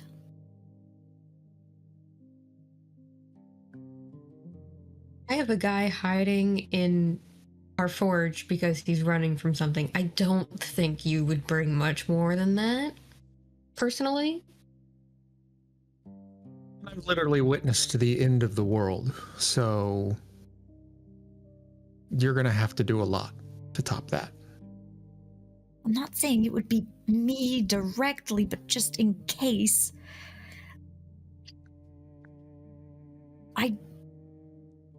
Well, then, just in case, wouldn't you like some backup if something did come from you or for you?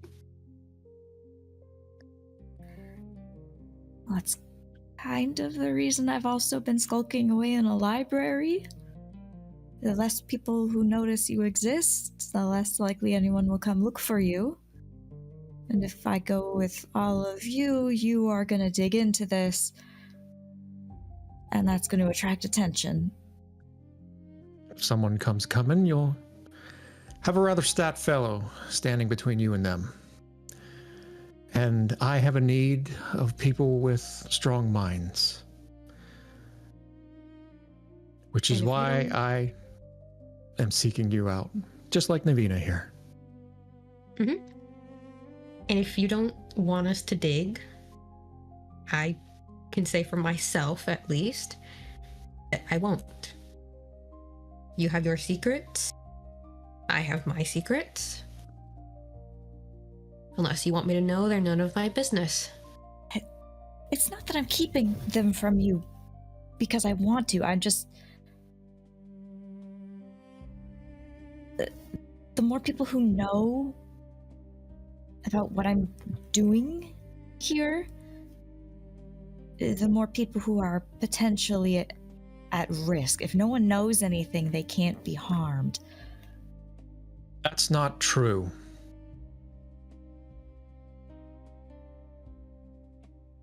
I would say there's the risk of collateral damage no matter where you are. Exactly. And believe me, I know a thing or two about being in danger. I don't think you're really gonna bring all that much that I don't already think about myself. I think it'd be better to be in a group and have somebody watching your back rather than trying to hide here in a public library where somebody could come up right behind you and you wouldn't even realize it. I mean, we did follow you all the way here and watched your research for a little bit. Yeah, I get that. The whole point of being here is, I guess, nobody has any idea that I'm here, as in on this continent.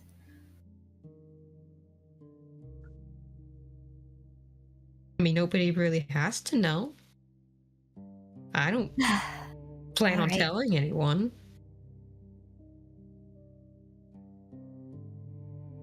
I'm going to spend 3 dread in this moment. Oh no. Nia, your artifact begins to vibrate. It begins to go cold. And as you are sitting there discussing this, you sort of go into yourself, if that makes sense. Your eyes sort of glaze over, your glasses fog all the way through, and you get a vision of some sort. Footsteps in the sand. You don't know where this could be, as there is desert and sand everywhere. But as you continue to observe what's going on in this vision, you see a silhouette of someone as they stand at a distance, viewing what looks to be the upper city of Al Mirage.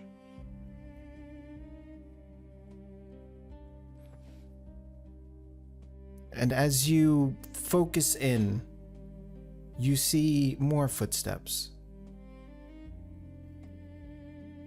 2 more silhouettes appear in this vision as they stand atop this tall dune looking towards the city of Al Mirage.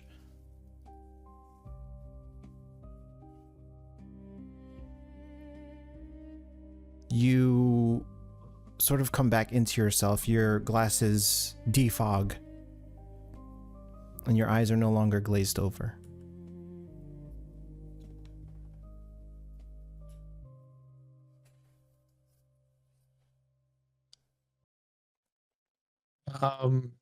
We would have recognized that that was happening, correct? Mm-hmm. It happened in a split second. She sort of went glassy-eyed. Her glasses fogged up immediately, and then just as quick as it fogged up, it defogged, and you see that Nia's just blinking wildly. Okay.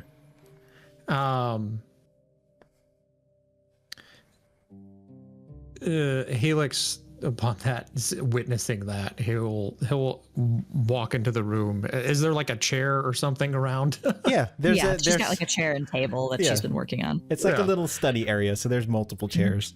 Okay, so he'll grab a chair, and he'll signal. He'll kind of look to Davina to, maybe we should be a little more, just not standing ominously.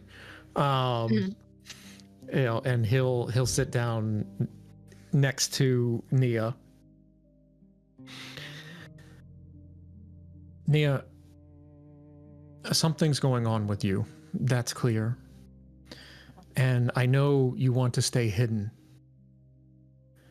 But the world's not going to let you, especially when you're talking about the types of things that you're doing, especially in a place and an event like this. You're going to need people around you. Just like we are looking to you for help, you will need someone else to help you. You cannot try to take on the world by yourself.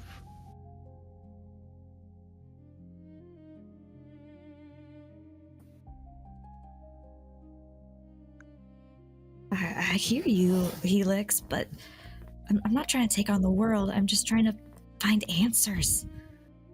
And I don't really want to see another person die because of it.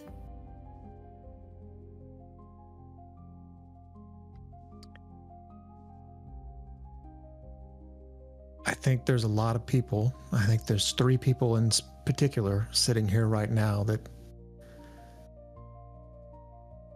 want answers that make sure that people don't die.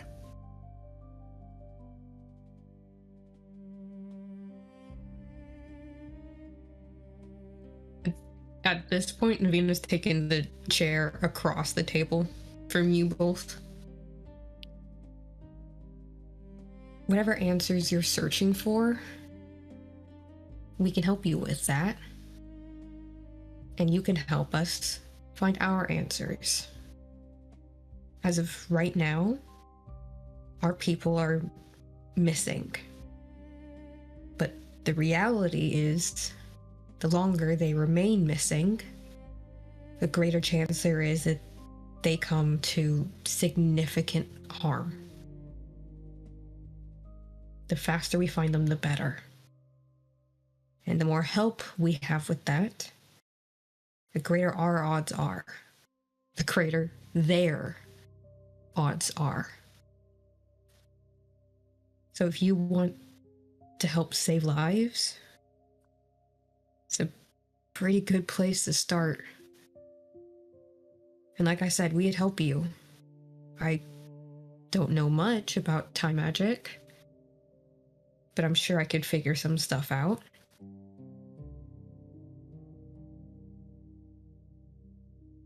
And while I'm not particularly adept at any of the magical arts, if someone does come, like I said, I'll be the one that stands in the front and make sure they can't get to you.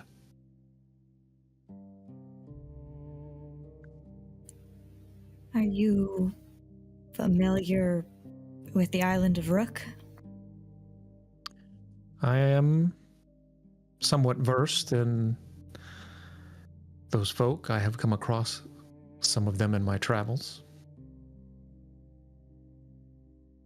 And are you aware of the order there that researches and mostly guards magical artifacts? Yes, I am familiar. I have fought alongside some of their order. And you could see he's got a very inquisitive face. For a robot who has a metallic face that doesn't really move, he goes, yes, I fought alongside some of their order. Okay. Well, since you're familiar with that and what they look like, if you see any, let me know, and don't necessarily trust them on sight.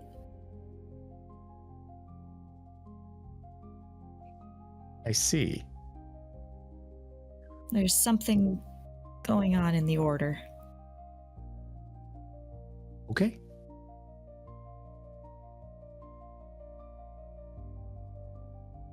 Well, then I'll take your word for it.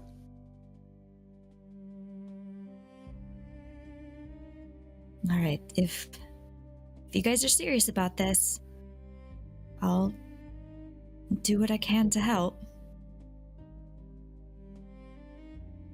Are you sure? Yes. Absolutely.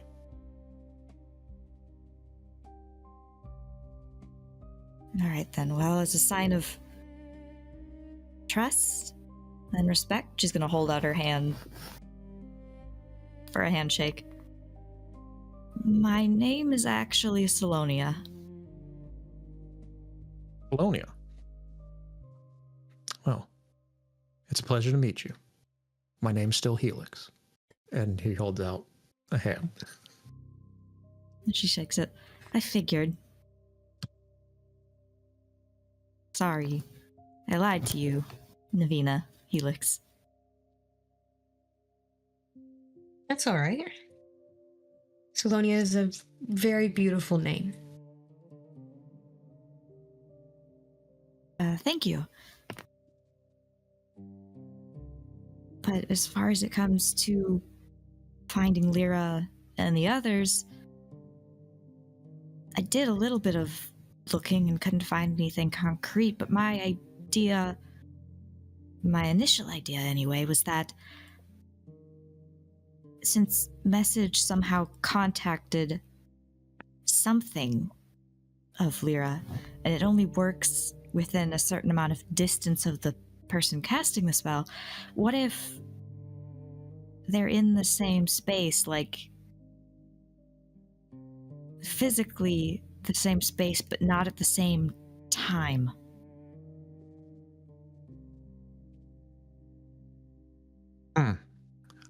That is an interesting theory. And there's no reason to think that yet. I don't have anything concrete. It was just an idea. There's a lot of theories of time. I mean, we experience it linearly, right? Like a flowing river. It goes one way. But there's other theories of time that it actually happens all at once, all at the same time. Like rain hitting a lake or an ocean, and the drops rippling and colliding with each other. We just experience it linearly as a river. But that's not what's actually happening. Time is happening all at once. So in theory, standing in the same place at a different time, you could somehow, using the water metaphor, the ripples could affect each other.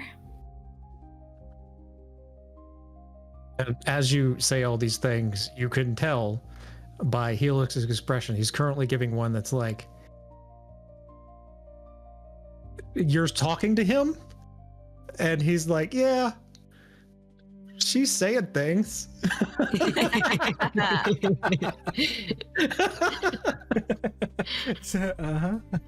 Yeah. Eyes wide, just smiling as Yeah.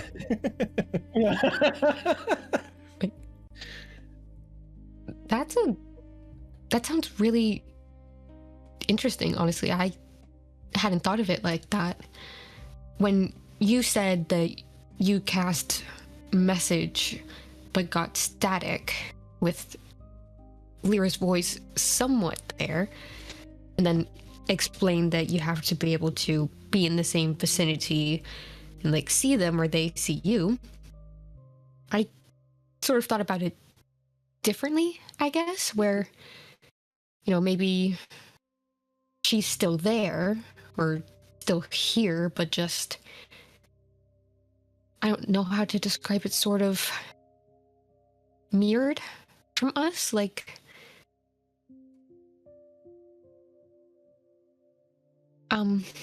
Do you mean sort like of like a pocket dimension in the same spot? yeah, sort of like something similar, or on a plane where she can see us, maybe even interact with some things, but our plane just doesn't have the capability to see their plane. Oh, you mean like the ethereal plane? Yeah. That could be, too. That's a valid theory. Yeah, I'm hopeful that just wherever they are, they're safe.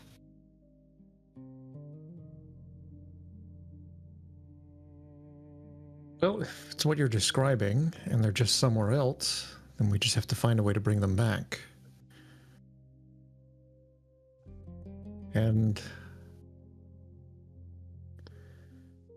being what I am, that kind of fills me with a little bit of hope that this is not a completely lost cause.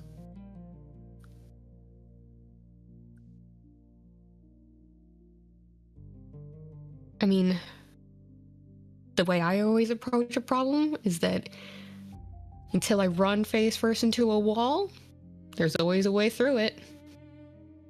And if you run hard enough into the wall, sometimes you could just go through it anyway. Yes. Your method of research and mine are very different. I mean, to be fair, mine is physical.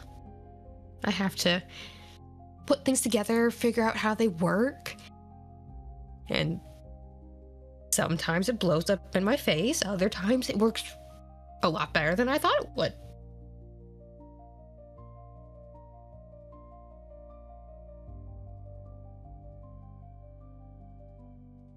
But that's one of the reasons why I think it's important to have different points of view. The combination of you two working together, I think is going to lead us into a solution to this a lot faster. I think you're right. I think, book smart, magic smart, and then my mechanics, making things, putting things together, and being able to infuse magic with those things will hopefully work well.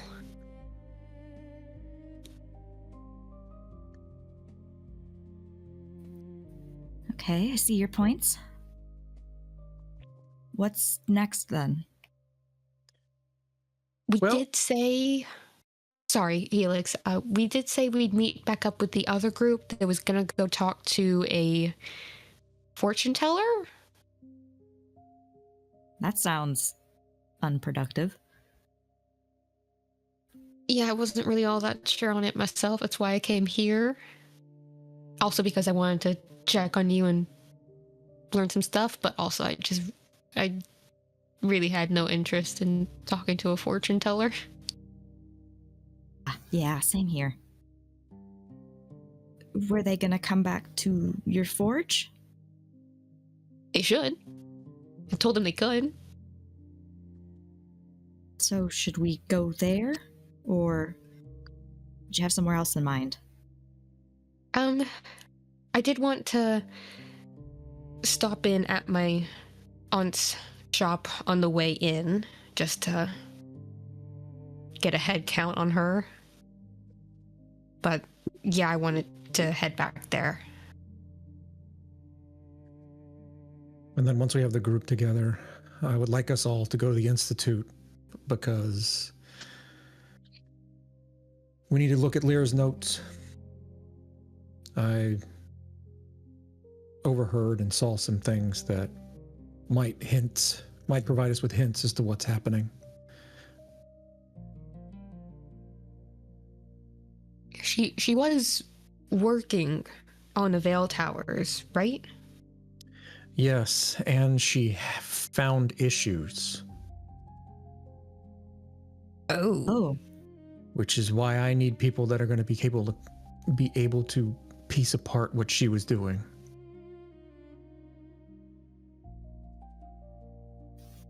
I can do my best. I haven't worked on those before, but I know quite a lot about the Solaris crystals in them.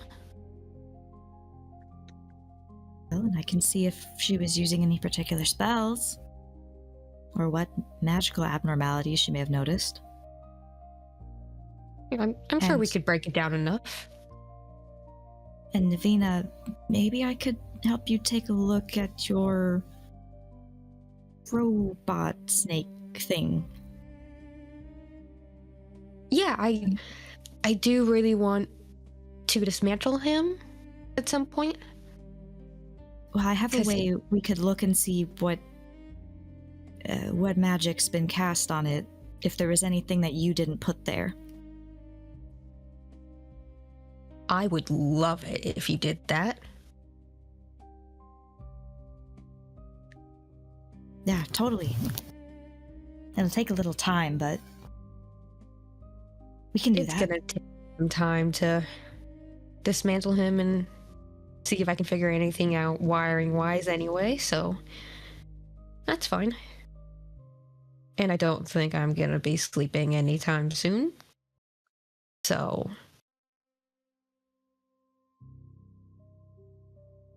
All right then. Navina, do you want to lead the way back? sure. I mean, if you two don't mind a very quick pit stop.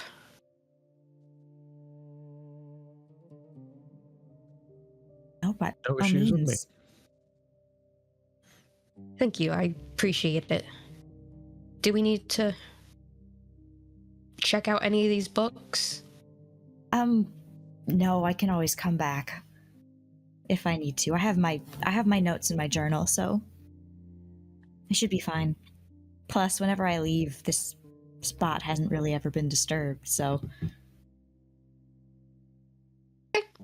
Works for me.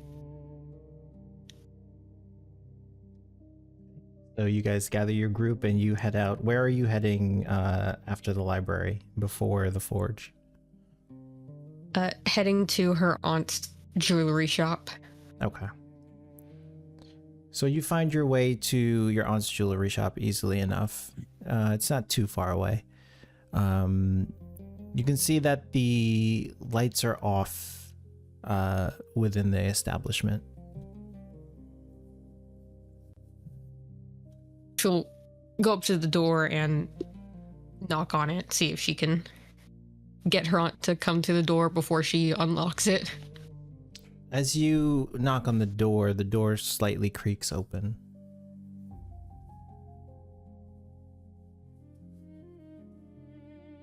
She'll push it open the rest of the way. As you open the door,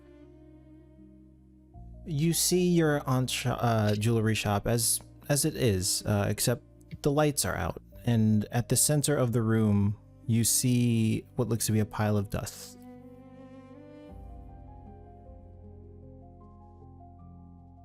She kind of just stands in the doorway, just like frozen, eyes focused on the dust.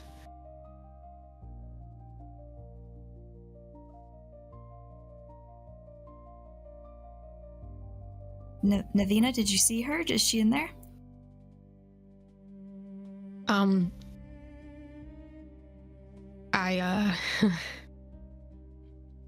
Do you guys see that the ash? And she'll step to the side.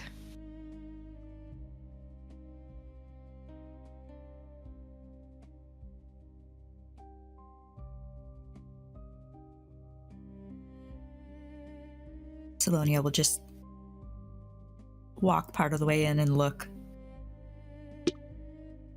There's a very clean jewelry store, save for the pile of dust in the center of the room. Okay, I see that too. Did your aunt live alone, or is the possibility somebody else was here? No, she She lives alone. Was did she have any plans tonight? Was she going somewhere? I don't remember. And she'll start walking like around the store and then trying to go like in the back or like wherever the like private quarters are, trying to say like, maybe she's back there. Maybe that's not her. As you walk the grounds, you don't see her in the common places that you would find her.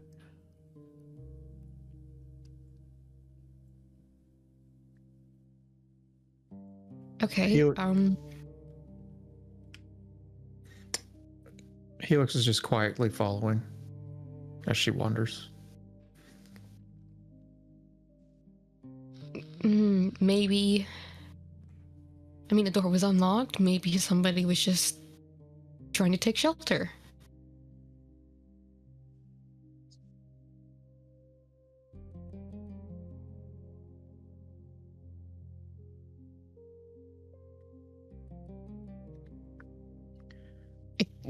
She might have gone to the forge to check on Dad. I think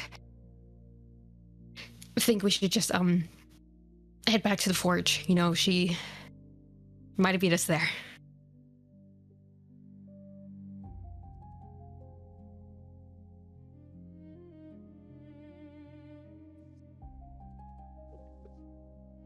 And she'll start like walking out. And as she's walking, she like pulls out some tools from her pocket and she's kind of just like fidgeting with them in her hand. She's not doing anything particular. She wants to be doing something. Mm-hmm. Yep. So Salonia's just gonna look at Helix with concern. he needs to keep her mind busy right now. It's the best way to cope with these types of things. She's gonna need time. Okay.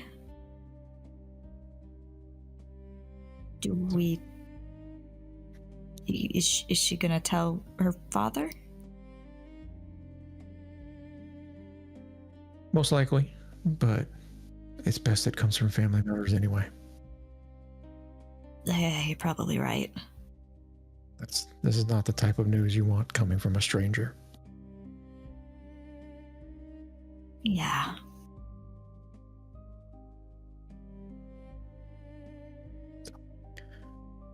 We can just be there to calmly support.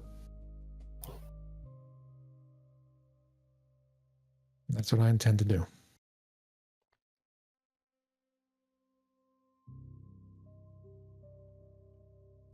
He'll make a motion that looks like a sigh, except he doesn't breathe, so it seems awkward.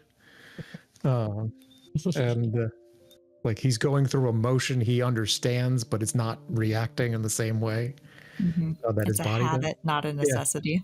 Yeah, exactly.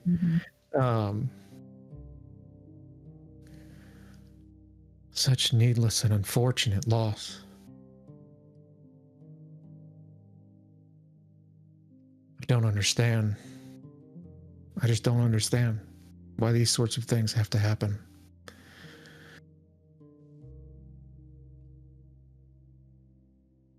But we need to keep marching and maintain our duty.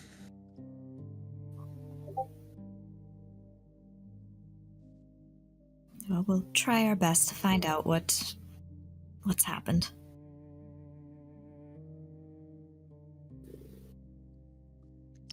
That we will. So you regather quietly, make your way back to the Emberheart Forge. Right outside the Emberheart Forge, you see Null, Bodhi, and Tazir waiting outside.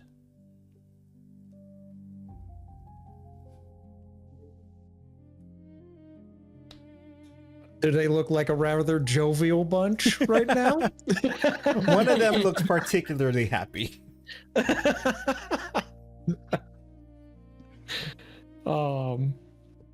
As we walk up, Helix will walk in front of Navina, and kind of greet the trio.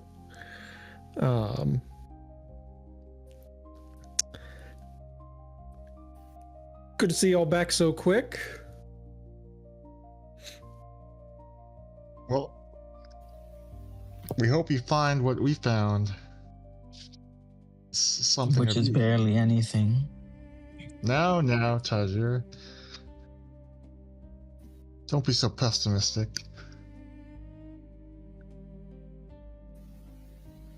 Well, what did you find? A Well- rather horny. A rather What? horny fortune teller.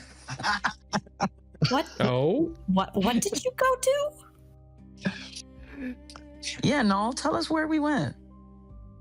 Well, we went to the mystical shop for mystics to meet with the mystic, and Bodhi did a little 1-2 to get some rather useful pieces of information for us. So, Bodhi, if you wouldn't mind. You see, Sylvania's just counting on her, like with her hand every time he says mystic, another finger goes up. So, I consulted this mystic. See what I noticed, as a lot of you saw during that mishap. So, some of those disappeared without a trace, while others burned to ash. Now, the mystic confirmed those that turned to ash, unfortunately, are gone. But those that disappeared, well, if we can find a power source as powerful as the Veil Storm, it can open a door, and we could maybe get back those that disappeared. The door to where? To wherever those have disappeared have gone.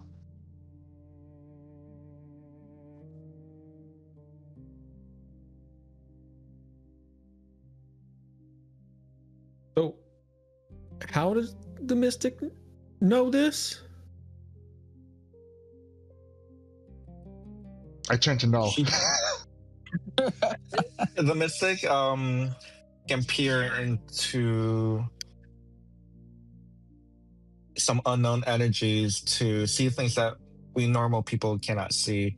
So it's up to us to interpret her pieces of information and go from there. So she says. She was quite vague. Lots of possibilities. I She think doesn't know the exact thing. if our companion here vouches for her, I say we give it a shot. Of course he's going to vouch for her. He's a swindler just like her. I do not Every know what you interaction. speak of. Every interaction I've ever had with her, I always thought she was a quack. Yeah, she is.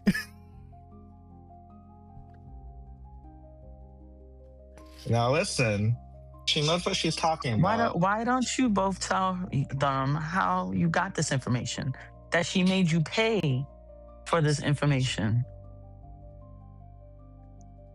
She Well, made you saving pay. the world doesn't come for free. I paid in kind. Me and old Songbird here did the old 1-2 duet. What? Well then, young cub, like, is this?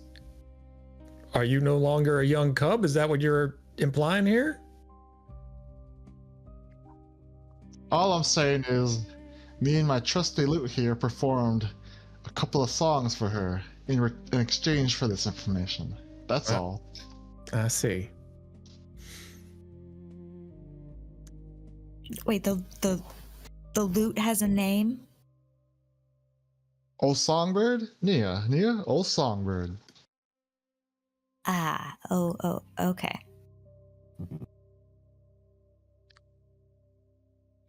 a lot of musicians do happen to name their instruments, so I guess that's not too strange. Only the greats. Gotta start acting like one if I want to be one someday.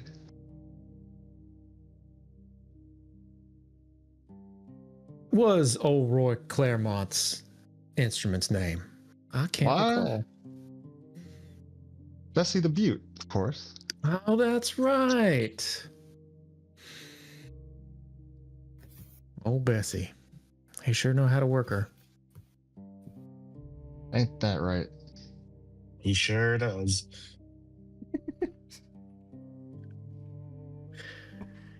But all right. A door to somewhere. A source powerful enough to open said door that's as grand as a Veilstorm. Vague, yes, but Nope. That's not vague at all.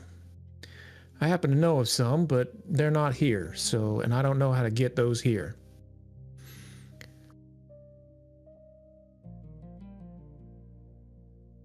And then I turn to Targier. See now? This is what we call a mighty fine collaboration. If you say so. It'd be an honor to have you participate, Gunslinger. I'm still here, ain't I? Bard. I just pat him on the back. That's the spirit. You just see my fingers twitch to my gun. Upon arrival, what does Navina do as they are discussing? I think while all of that was happening, she was trying to just slip into the forge. The doors are shut, but there is a gap wide enough that you can just crawl right through. Can I vibe check her? Helix is literally trying to distract you. He is actively preventing you from noticing what she's doing. You can make a perception check at disadvantage. Sure.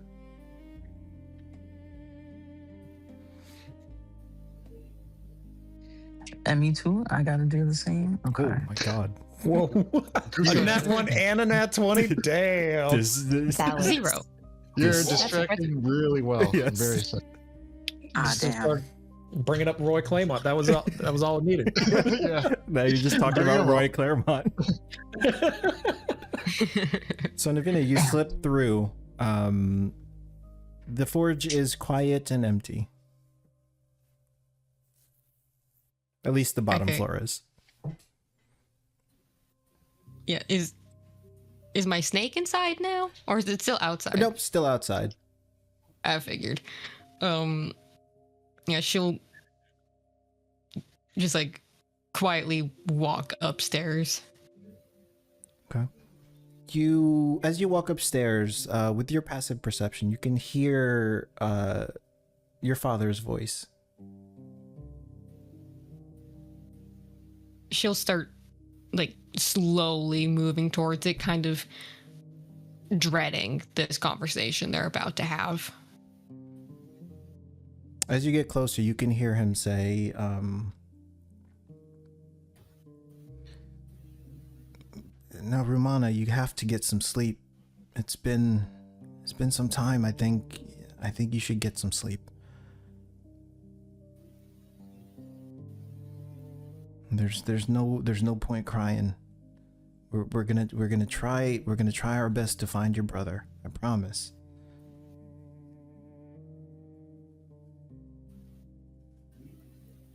What do you do? She wants to go inside to comfort Rumana, but she'll stay outside and kind of just stand on the other side of the door, waiting, not really thinking very highly of herself in the moment to be able to offer comfort. Mm-hmm. So you stand for a few moments. You can hear your father still trying to comfort Rumana in these few moments.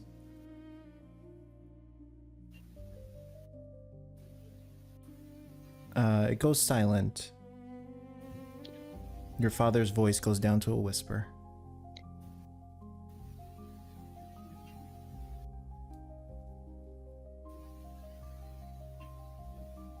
What do you do?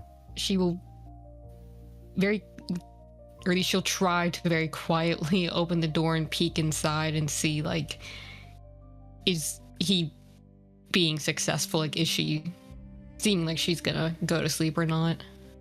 As you open the door slightly, you take a peek in. You see that your father is sat on a chair at the foot of the bed where Rumana is laying down. Rumana's still sort of, from what you can, the angle that you can see, she still has her hands over her ears, but she seems to be a bit calmer now. She's not breathing as heavily. Still awake though. Mm-hmm.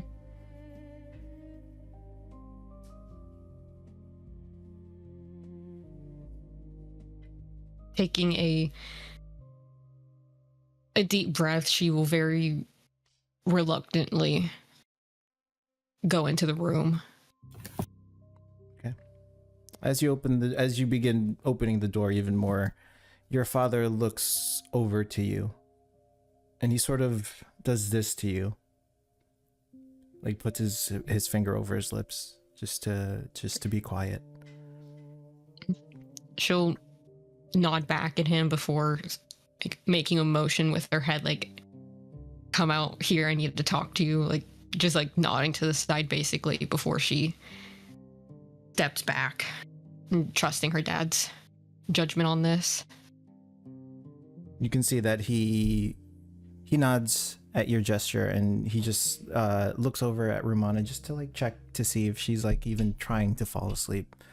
And he gets up very slowly from the chair, and he begins moving towards the door. He opens the door more, and as the door opens fully, you can get a better view of the room. You can see Rumana is sort of lie down. You can see in the center of the room Bill sort of laying down on a makeshift pile of blankets and straw. And on your bed that you normally sleep, you see another dwarf, dark skin, black hair, female, back turned, facing the wall, snoring a little bit. Do I Horgal recognize her? You would, being that she is your aunt. Okay, I was like, oh yay! Horgal comes to the door, and he's still. I just got them both to sort of calm down. Is everything okay?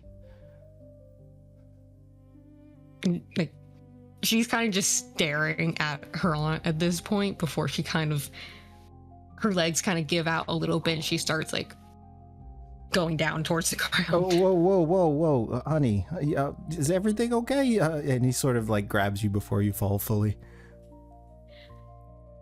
Yeah, actually, yeah, it's so much better than it was a minute ago. You look like you've seen a ghost. I went to Auntie's shop and I found a pile of ash. So. Oh. Kind of assumed the worst. Oh. Do you know if it was a person or not? I thought it was Auntie. But I mean, I don't know. I'm assuming it was. Honey, and he sort of pulls you in. She came right over shortly after you all left. Sort of in a panic. She was wondering where you were. Okay, that's good. It's so good. I'm okay. I was really not looking forward to having that conversation. I'm sorry, little one. For what it's worth, I'm sure she didn't mean to scare you. I know. She Just- just had nowhere else to go. I get it. Just kind of where my brain went. I understand. Pile of dust, that'll do it to anyone, given what's been happening.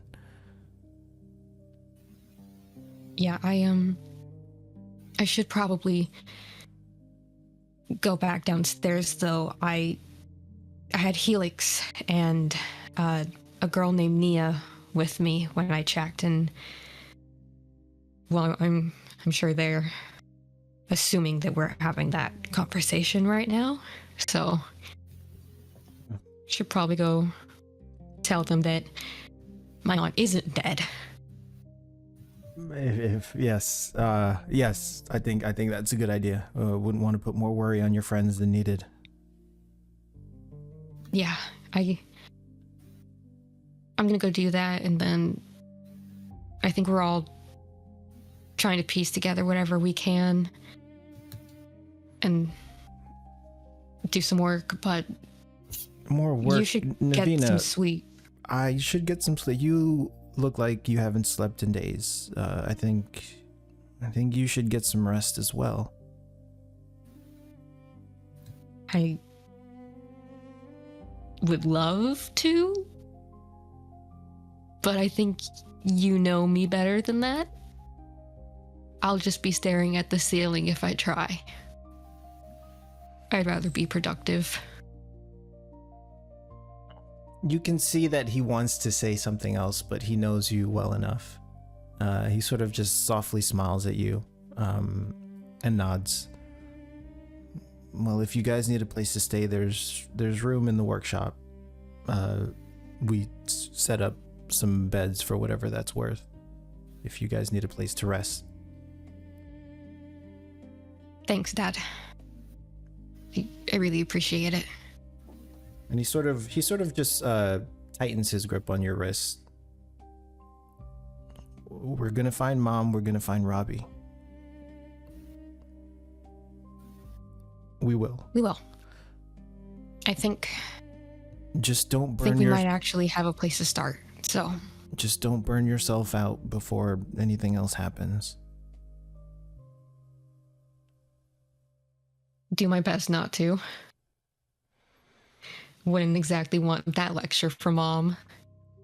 She'd Again. probably tell you the same thing if you were here. I know. But if it was the other way around, she'd be looking for me too. Both of us would. Yeah. You can see that Bill is beginning to stir, and he sort of blinks a few times, and he sits up. Navina? Everything good? Everything's great. You're dreaming. Go back to sleep. Oh. I try to get the snake in, but it's kind of a lot. That's okay. I'll figure it out. I got some help. All right. Just let me know if you need anything. I'll be here. Everything's good here. Your aunt's here, by the way. Yes, I'm very happy to see her. Thanks. All right. Good night. And then he sort of just turns over and pulls the blanket over himself. Horgal kisses your hand and moves back to the chair. He puts a hand at the foot of the bed. And he begins humming a lullaby to Rumana as best as he can. He's not a singer. And you would recognize this lullaby as something that your mom would hum to you, especially when you were younger. Not so much recently, but when you were younger.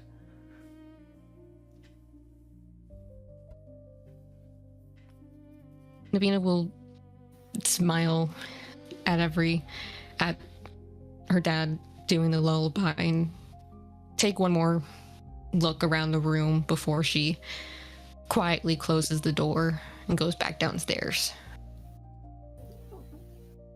You head back downstairs.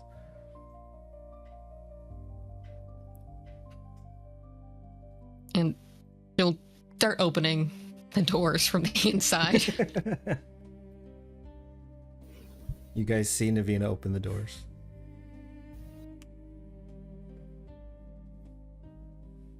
So we can talk inside. That guys would want? be lovely to get out of the street.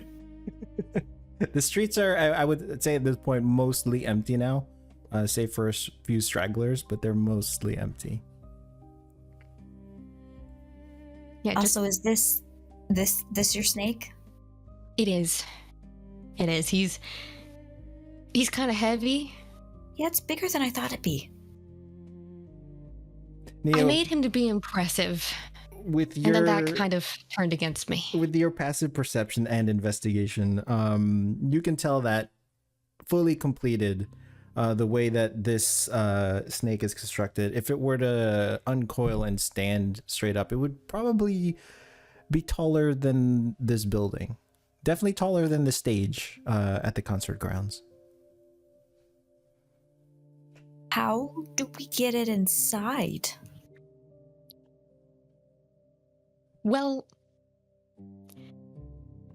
see, that wasn't really a problem when I was making him. He was supposed to move. I don't really want to turn him back on, though. Also, not entirely sure that that's possible again. I'm hoping it's not. I don't want to repeat. I mean, it's got a few holes in it now. Yeah, courtesy of Tajir. Oh, I right. I tried shooting it and I kind of failed. So I wouldn't recommend attempting to turn back on any construct or automata in the city for at least a few days after a storm. I've seen what happens and it's not pretty. if it's like what my snake did, I believe you. Well, I say not pretty. Sometimes they just walk into walls endlessly. So it could be as mundane as that, but Oh. It's very strange. They just don't work very well for several days after the fact. And that was just a glancing blow for a storm, not what we experienced here. So it still begs the question, how do we get it inside? Well, you folks can rest and I can try and solve that while y'all are sleeping, if that's... Oh, I'll help you. I'm not going to bed anytime soon. My aunt's upstairs, by the way. She is. Just wanted to put that out there real quick. Congratulations. Thank you. Is that the right thing to say? That's... Well, she's not dead, so... Either way, it's wonderful news. And you actually see there's a quick flash of light on Helix's arm. It's like a very kind of vibrant blue, almost like the sky on like a spring day, on a sunny spring day. It just flashes really quick and then goes away.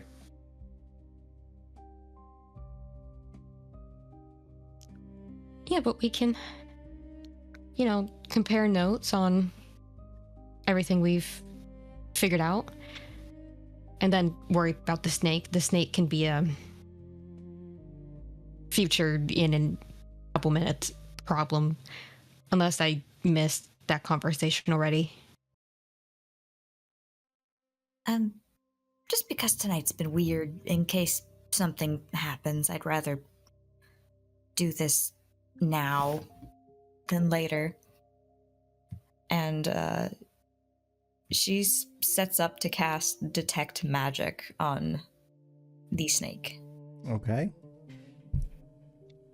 So you cast Detect Magic.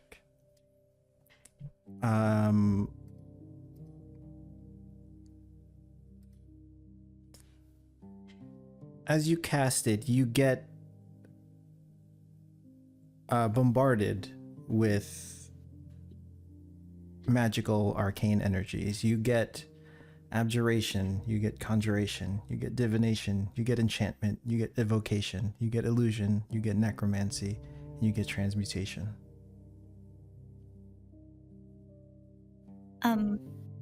Navina? Mhm. Why is there necromancy magic? There's what? There's necromancy magic in your snake.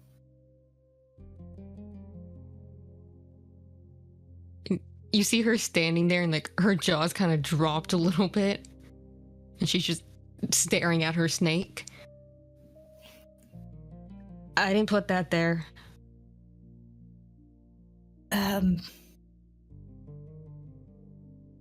Then who did? Do you know anybody who can do that? Wait, actually, hang on a sec. She's gonna walk into the workshop then, since she's still concentrating on the spell, and she's gonna look if she sees signs of that magic anywhere else in the workshop. The most abundant schools of magic you can feel inside the store itself is abjuration, illusion, and enchantment.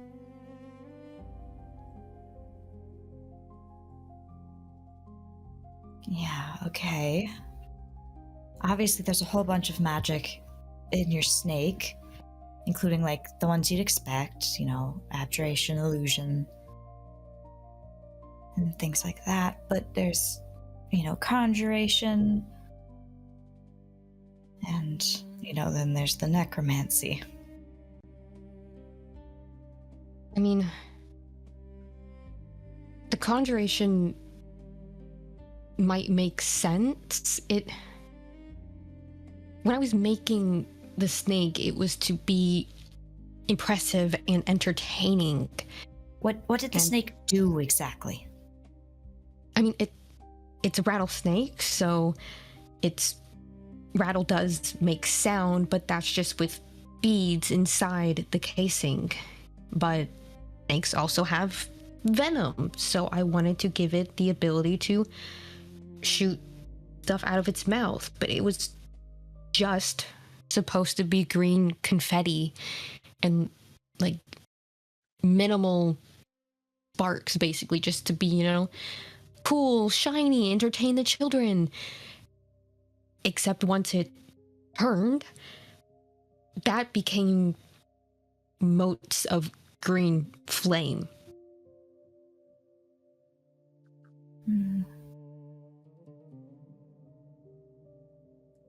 It's very strange. And who, other than you, is ever alone with the snake? Well, I mean, alone? Yeah, where they I'm not sure. could have taken the time to weave this spell into the snake. Well, Mortimer, but he's my mentor. He taught me everything I know about being an artificer. And he would never do something like this. And I mean, there's my dad, but he's not an artificer, he's just a blacksmith, and I don't think Bill was ever really alone with it. I also think there might be an easier solution to all of this. That the storm did it? The storm is unbridled wild magic. Who knows what it did? I mean, it did make my snake shoot out green flames it wasn't supposed to have, so probably. And it also attacked people. It actually more attacked the workshop. The workshop? Like it really wanted through the front door. It only really attacked people when we got its attention. And was there anything in particular valuable in your workshop at the time? I mean, there's all the materials we have in here, all the things we have for sale. But that's normally in here, right? Anything that's not normally in the workshop? I mean, not that I know of, but or there were people in here. One? I mean, the kids were here, Bill was here, but it was also made in here. So it could have just been drawn to where it was made.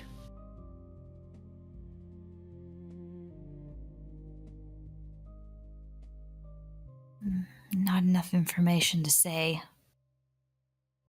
Yeah, and I don't really want to point fingers at somebody and be wrong.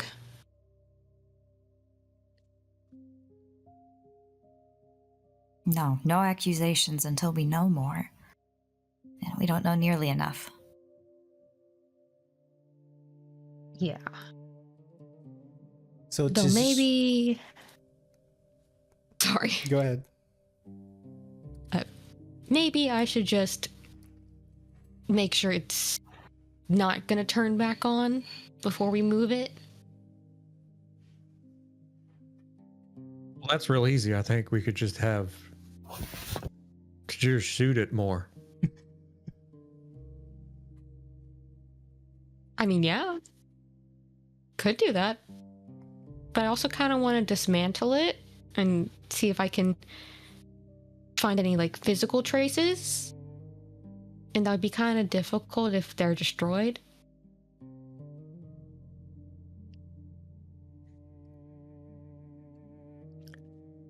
I don't disagree. I just thought it was kind of a funny thing to offer. It would be entertaining. I'm curious to see how good of a sharpshooter he really is. It's not hard to shoot something that's not moving, right? True. I mean, he's really good. I didn't land a single shot on it, and he got multiple. Now Bodhi and Tajir are all just standing right there listening. Yeah. I was wondering, are we there, like... Yeah, like we didn't like go all the way inside. Yeah. We're still like right by you guys. Yeah, you can assume yeah. you're hearing everything your party is saying unless they specify otherwise. Yeah, you guys are here.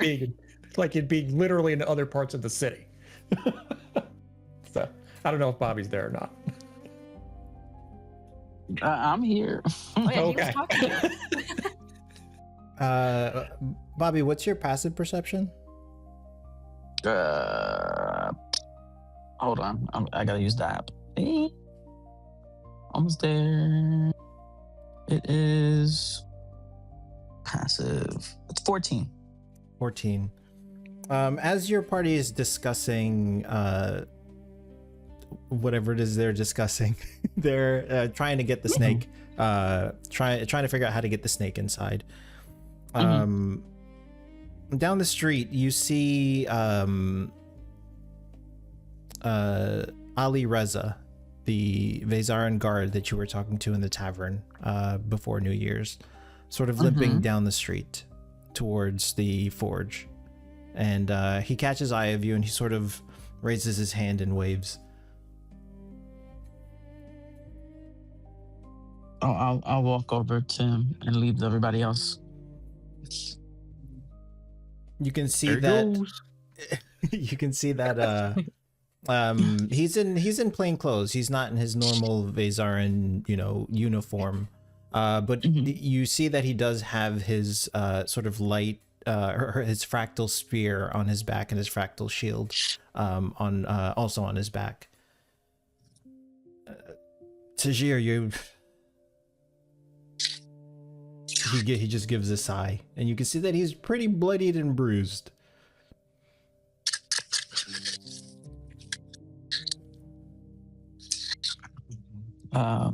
You don't seem to be doing so good. I've been better. I don't know if you've ever been drunk enough and then thrown into a battle for your life. Yeah, but I've been better. Can't say that I have, but you called me over here. Yeah. I don't know if you've experienced the same thing, but since the storm, I've been getting these weird ringing in my ears. Tendonitis? It's worse.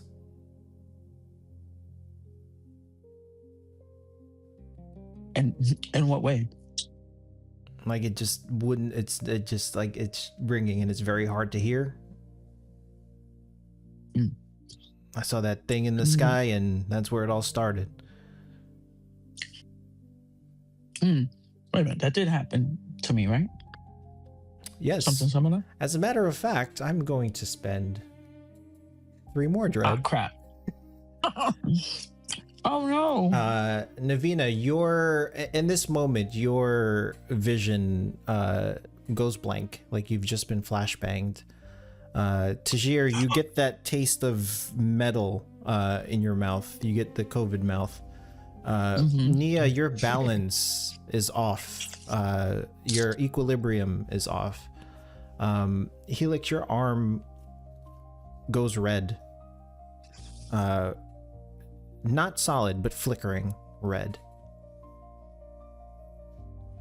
Yeah, the whatever that thing in the sky was. It started since I glanced at it. I didn't know what it was at first. You just see me like rolling my tongue around in my mouth because I'm like, ugh. You alright? No, I guess your ringing is similar to what I'm feeling. Constant metallic taste. You saw it too? I don't know what I saw. It was bright. You can see that he's like sort of like he's moving his jaw like to try and pop his ears. Do you know exactly what you saw? Do you have more detail?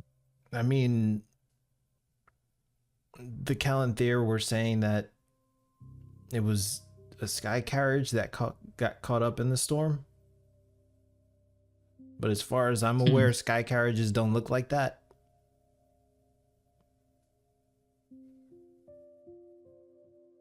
I'm inclined to agree.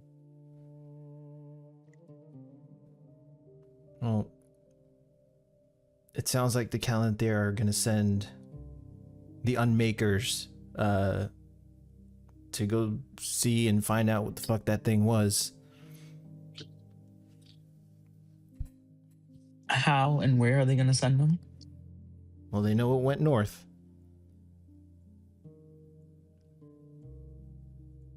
So they want to follow the storm. Well, they want to follow whatever that thing was.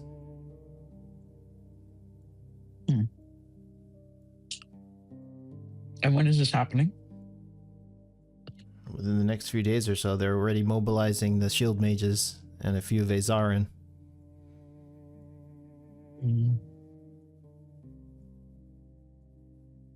Are you gonna go? Not in this state.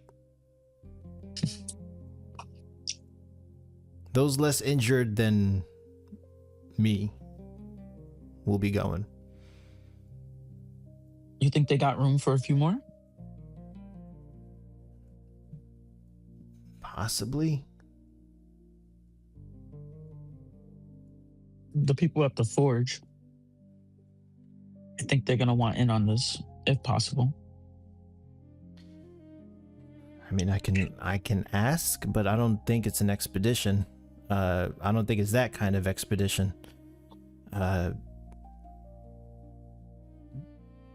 Like I said, they're sending unmakers, so I don't think they're going there to really investigate. I think they're just gonna go there and try and eliminate the problem. At least try and hide it. They should probably figure out what it is first. So they should, I would think they would do more reconnaissance. You know how the Calanthere work. They they control the narrative here. Should probably have a conversation with them. I'm just Vezarin. Whatever the Calanthere want to do, they're gonna do. And where are you going now?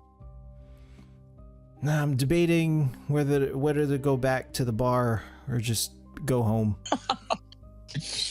I think you should go home. Yeah, I think so too. So don't you live in the opposite direction? Well, yes, but I mostly wanted to find you because I think I owe you an apology. I should have listened. Why? Well, when I told you something bad might happen? I mean, something bad is always going to happen. I just didn't think it was going to be to this extent. It usually isn't. And you thought drinking and getting drunk was a good idea? Well, I wasn't on duty. Event. I wasn't on duty, so... I wasn't on duty either, but had to make sure I was lucid so I can help. It's 2 years. What did you want me to do? Be lucid in case something happens. That's a job for people on duty. Did you help at all during all this? He sort of just motions to himself. Yes. The bartender attacked me. Because you were drinking all his booze, I assume. The bartender at the Crosswinds is an automata. So when the storm hit, he just started throwing glass at people. Mm. And of course I helped. I was trying to, at least.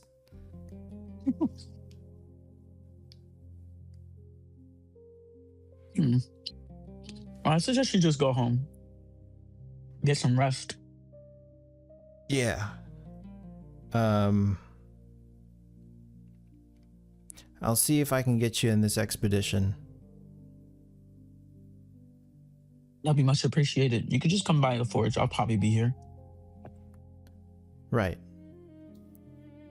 All right. Well, good talk. I just thought I'd give you some information. Thank you. I feel better. He sort of just pats you on the shoulder and begins walking in the opposite direction. Limping.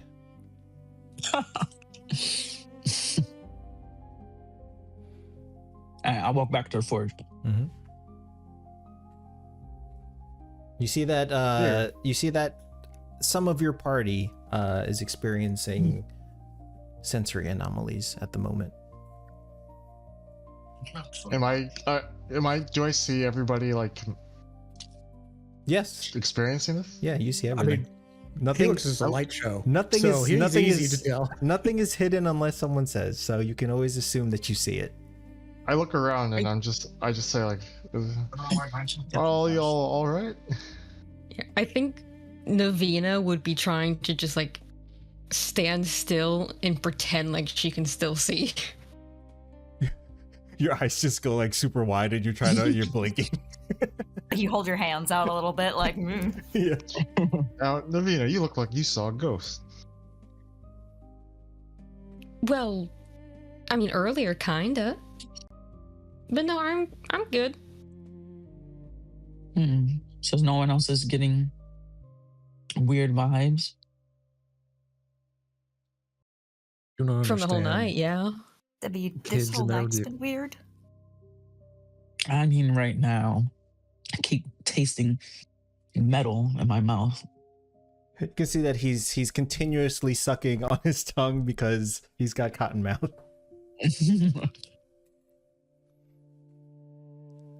Where's my Like blood canteen of water? metallic. Like metal, metallic. Okay. I will offer to you my water skin. See, I'm parched, friend. Is it safe to drink? Why? Only the finest water from the Snake's Head Tavern. Cody, we're not at the tavern.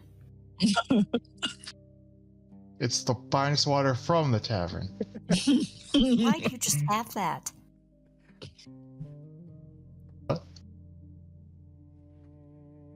Yeah, I'll just go get some water later. But one of the Bazaarian that I know just stopped by. Apparently, they're gonna try and track the storm and deal with whatever it was. Who is?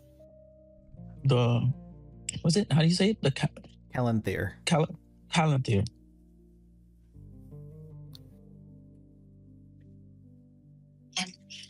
How They're are they sending gonna do that? They're sending unmakers, shield bearers, Shield mages.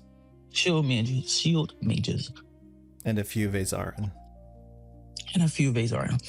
I tried asking if we could tag along, because I'm sure most of you, or all of you, probably want to know what it is too. Would Helix be aware of what the Unmakers are? Yes. The Unmakers, they don't destroy things. They make it so that it never existed. That's crazy. Terrifying. I'm guessing I'm clueless about these things because I'm new to the city. Yes, Nia, Tajir, and Helix, and probably Null would probably know something, at least that much about the Unmakers of the Calanthier. They're sort of the Navia or Navia? Navina. Sorry. Now, are these unmakers safe to associate with? No. Actually, how much do I know actually? Because since I technically was part of the city guard or the Vizarian, maybe I know a little bit more. I know. Yeah, go ahead and make a history check. Let's see how much you know. Okay. Since you were in there. Let's see history. Above table, because I can't find it in my notes. Which group is my character's crap. mom a part of? The Zahari. And they're not involved. No. Okay. Right, so I don't remember much. 8. You know the surface level stuff. You know that, they make things disappear. They don't destroy things. They make it so that things don't exist. They're sort of like the scrubbing crew in disaster situations. Mr. Scrubber? Okay, so I'll just Yeah, you I'll would just explain that to the group as best as I can. for Helix, you would probably know them closer to an organization than Vasya that do the same. I was about to say he's fixing to respond. Yeah. Why do they need to send cleaners? Sounds like they want to cover up something. I smell conspiracy. Yeah, that seems to be my theory too. Why they want to cover it up? I have no idea. The 4 of you that know about the Unmakers, you can make an insight check. Yeah. Insight. That was a shitty roll. 18, 22. So it's not so much covering up conspiracy. It's more so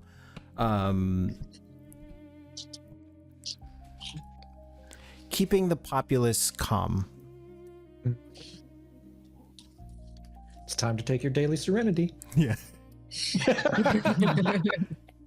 Yeah, it's not, it wouldn't, they had nothing, you know, they all experienced the event in the same time that you did. So there's no, it's not really covering up a conspiracy.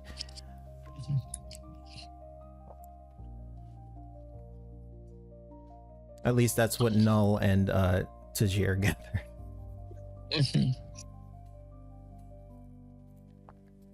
It's more damage control than anything. Well, if they're gonna make things go away, perhaps we should check it out before it's all gone. We need to get to the evidence before they do.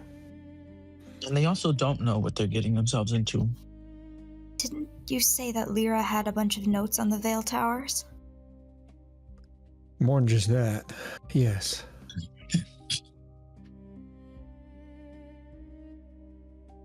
We need to get to the Institute.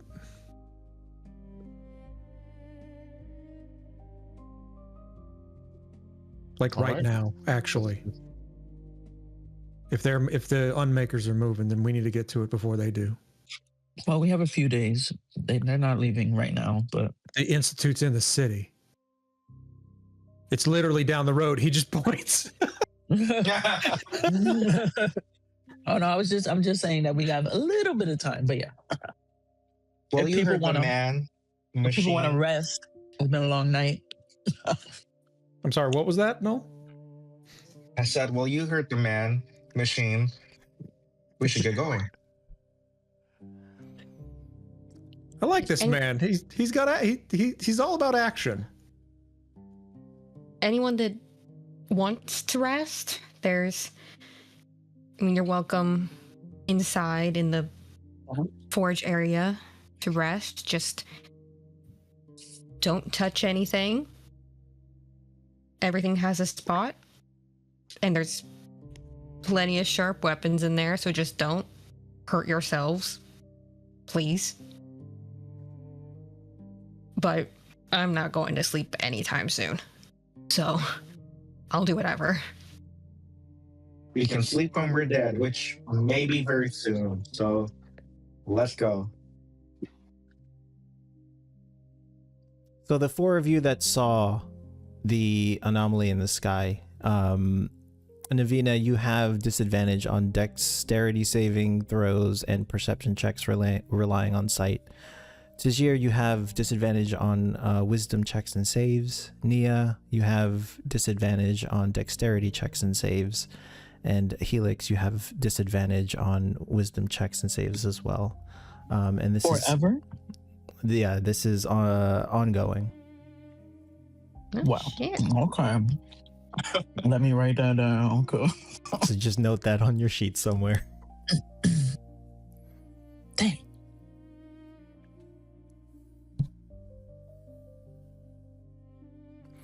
Don't So make an you- item. You gather your troop and you make your way to the Institute. As you reach the Institute, it is eerily quiet. For those of you from the city, you know that this place is always bustling. Even at this time of night, there are people about taking pictures, walking in and out. The place never really closes. But tonight it is empty. Now these are some acoustics. Your voice echoes gloriously within the halls. Yeah, my wife did enjoy singing from time to time. So even when she wasn't working at her desk, she did take a moment to think about those sorts of things. How lovely. Nothing Wait, like a good song from a beautiful lady. I hadn't really thought about it, but Lyra, you said, is your granddaughter, right? That's correct. You're puzzling that out, War aren't you? Forge. Yes. Yeah. I had like assumed just like adopted, but did you mean like your actual like blood? So raise your hand if you understand what the Warforged are. And he just looks through the group. Bodhi is I'm wide assuming eyed. Avina would raise her hand. I mean, yes, you've known Helix for... you've known both Helix and Lyra, so yes, you would know. Yeah, Navina would know, and they're sort of a wonder, especially in these parts, because of their nature. They generally don't leave Vassia. There are nations that have tried to replicate it. Almiraj, sort of being one of them. They see them as wonders, and they try to replicate, but they don't try to duplicate. If that makes sense. Are you telling me, Helix, that's not a suit of armor? No, sir, I'm afraid not. The real deal. And he clinks on it. I'm not a man in a suit of armor. Well, I'm just learning something every day here in Almiraj. I didn't realize the Warforged could reproduce. I can't. Then how? Remember when I told you I've seen the end of the world? You didn't mean that figuratively? No. I'm sure you've all have heard of the Vassian-Bexian War. Maybe not. It's been... most of you would know at least the surface level information on this. Yeah. There was a lot of things that happened during that time. And, well, I happened to find myself in the mix of it. And, well,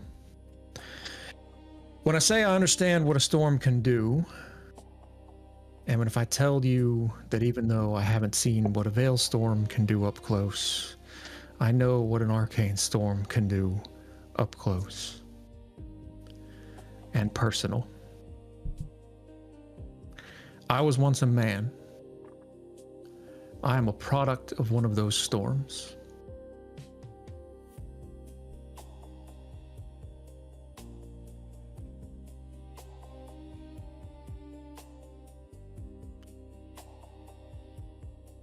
Oh, okay.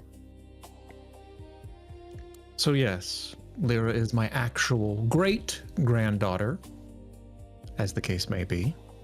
It's just easier to say granddaughter, because adding on all the greats is going to start becoming it's starting to become a problem. There's actually one that's a great-grandson at this point, but it's just going to keep adding. Where is your great grandson then? Currently safe and sound up in Copper City. Hopefully, at least.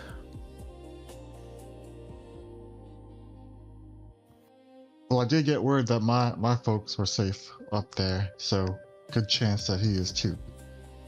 Well, that's good to hear. And Helix, he takes off his hat. We're lucky to have you with your experience and wisdom. Well, thank you. I've got the experience. I'm not too sure about the wisdom, though. I'll do my best.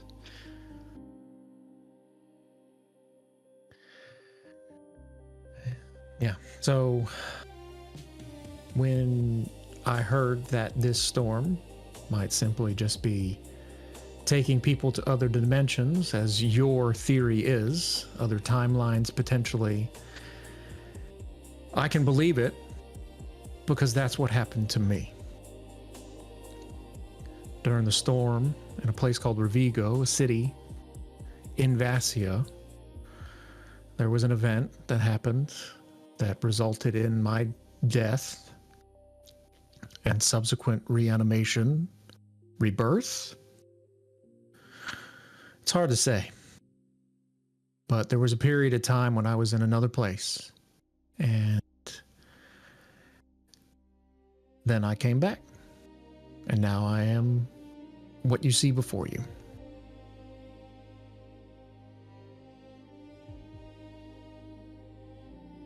I have so many questions for you, but now is not the time. I would agree, and I am used to it at this point, so that's fine. Tazir, I need you to make an insight check as he's saying this. Or a history check, your choice.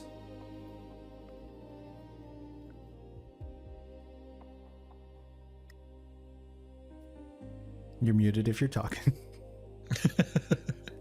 Bobby? History check? Hold on. History or insight?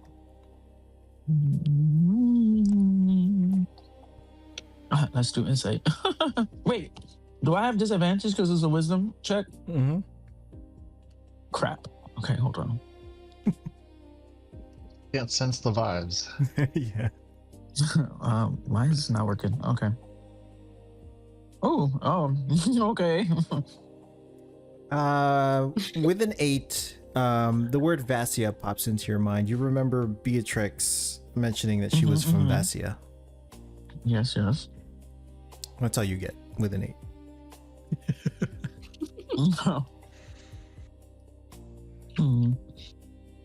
And I'll relay that to Helix. Or the group in general. Oh, you came across another Vassian, you say? Yeah, but she said she was running from something. Running from what?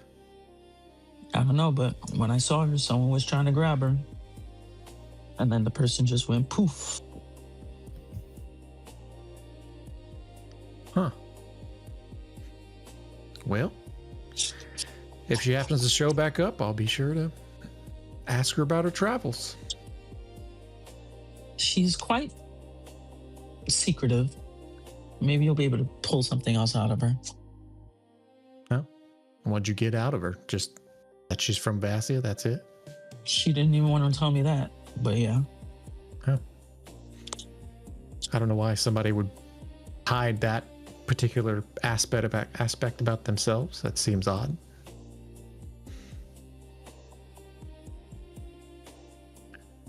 And she said she's never seen water before. Found that quite odd. Huh? I'm sorry. Repeat that?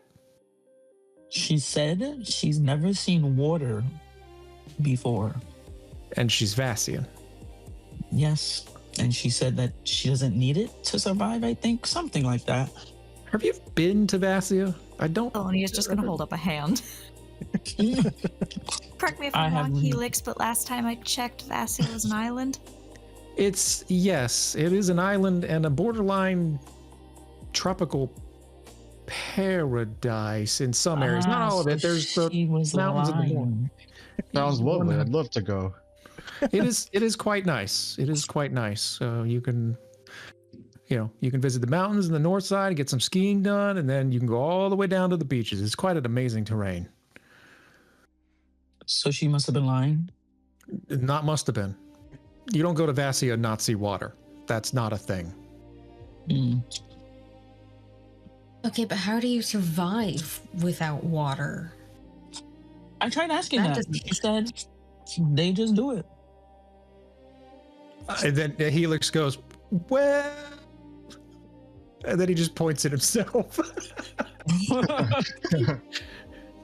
Yes, but how do biological organisms survive without water? Many desert species can survive a long time without actual water because they get water from the things that they eat.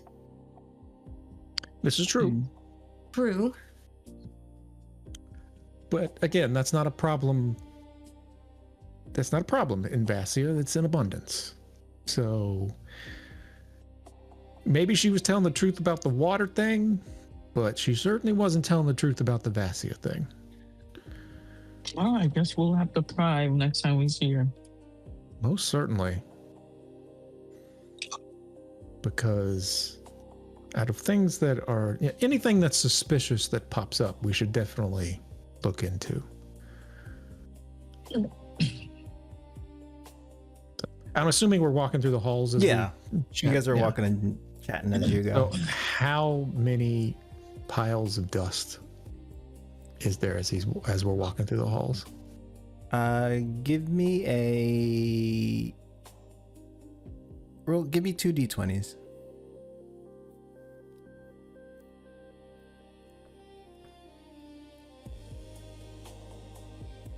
$16. 16. You can sort of piece together that people that were in here either looking for shelter or were here as guests looking around. You see 16 piles of dust. Okay. Helix just takes notes of that. Just, seems about what he expected, given he knows what the foot traffic of the Institute is, especially on a festival night. Mm-hmm. So he just takes note of that and continue to walk back to Lyra's office. Okay. So I guess once we're there, unless anybody has more questions,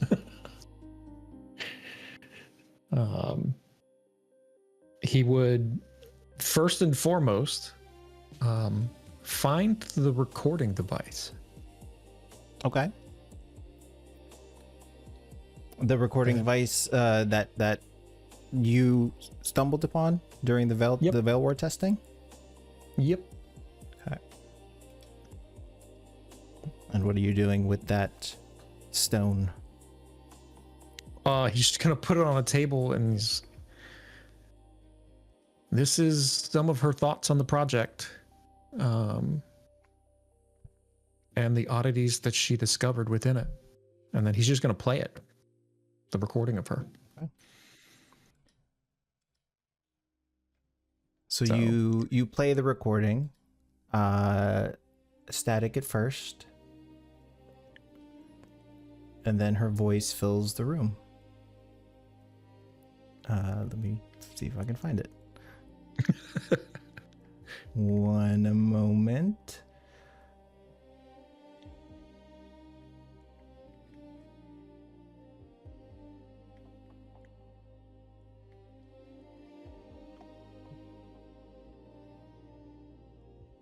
Here it is.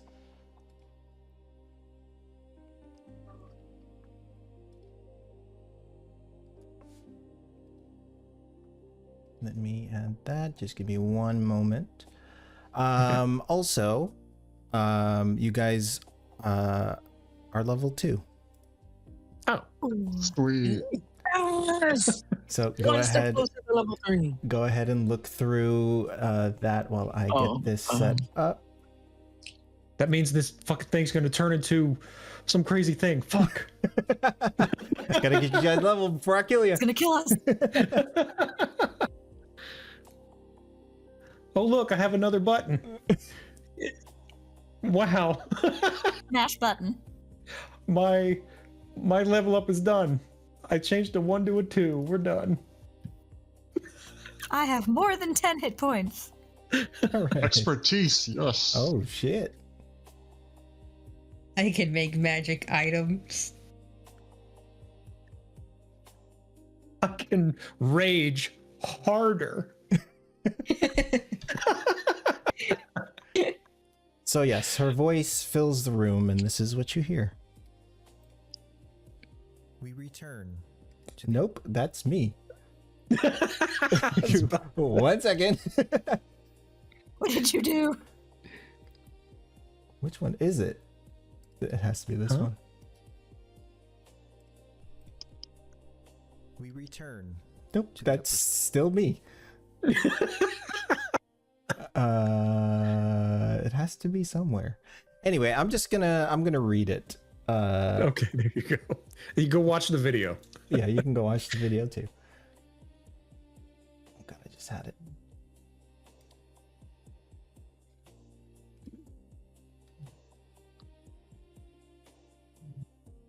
Okay. So her voice fills the room and you hear, all right, diverter prototype 7 is synced to the Solaris ley lines. Alignment green, nodes stable, heat dissipation nominal, no misfires, no heat spikes. Good. And then the recording cuts and returns. The refractor drift is strange. It's pulling more current from the lower refractors than from the upper nodes. That's backwards. Gods. Come on, Lyra. The recording cuts and then restarts. I filed a question with the Calendar, but their reply was brief. Proceed with installation as ordered. No explanation. Bloody bureaucrats. Sign this, red tape here, check mark there, approve this, approve that. Just do the work, Lyra.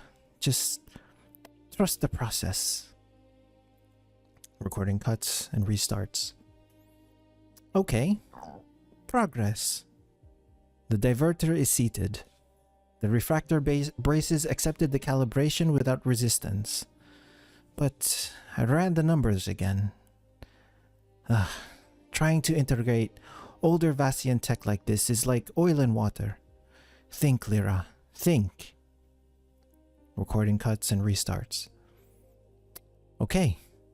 That's it. Prototype complete. Schematic submitted. Diverter nodes delivered to the Saraitel. Done. I kept rereading the calibration loops like I was going to find some big, embarrassing mistake. Nona would have scolded me for overthinking. A spark that doubts itself flickers, she used to say. I know Vassian tech isn't my strongest skill set, not like hers. But I think she would have actually been proud of this one. It feels right. Clean. Honest. Cuts and restarts. Nono's been quiet lately. I can tell something's weighing on him, but he won't say it. I thought earlier maybe he would.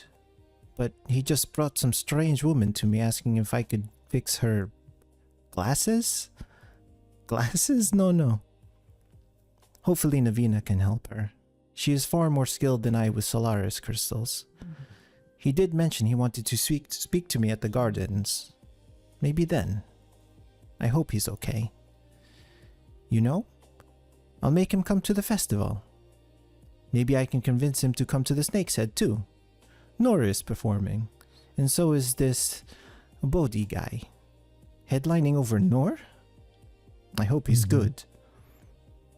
He deserves a night of light and music. We both do.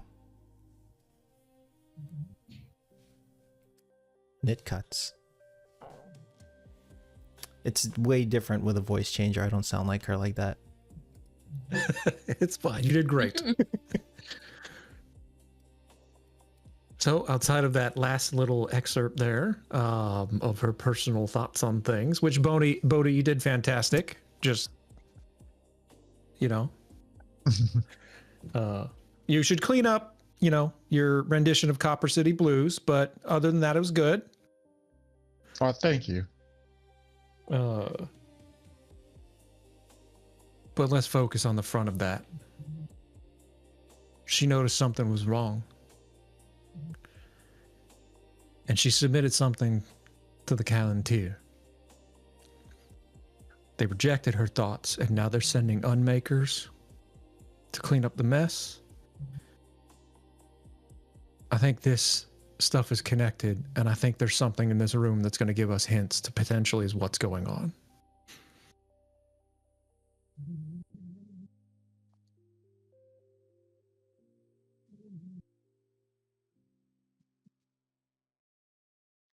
What is the party doing?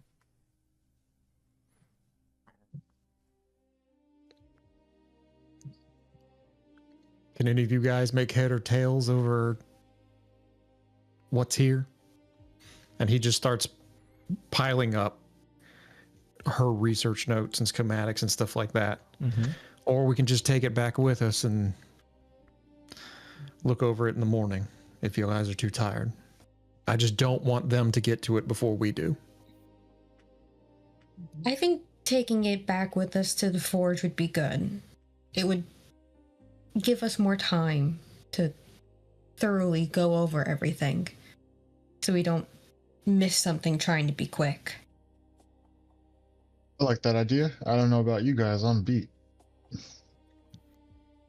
That sounds like a good idea. All right, then boxes it is. Helix goes and finds some like cardboard boxes. So Helix, as you go into the storage room and find cardboard boxes, you hear rustling within one of the corners. He'll go take a peek. You go and take a peek. You see, in this dim light, you see a silhouette sort of moving things around, looking for something. Is it a humanoid silhouette? Humanoid silhouette, yes. Cool. And he doesn't recognize it? Not at the distance that you're at. All right, cool. So he is holding a weapon now. I knew that's exactly where he was going. Yeah. It's like, hold that thought, children. Pulls out giant hammer. Yeah. So I don't know if anybody else was following him, but he will kind of creep around behind him, just a giant pike pointed in their direction. So you're creeping up slowly. Go ahead and make a stealth check. Oh wait, I'm a barbarian. I don't have disadvantage on these. 19.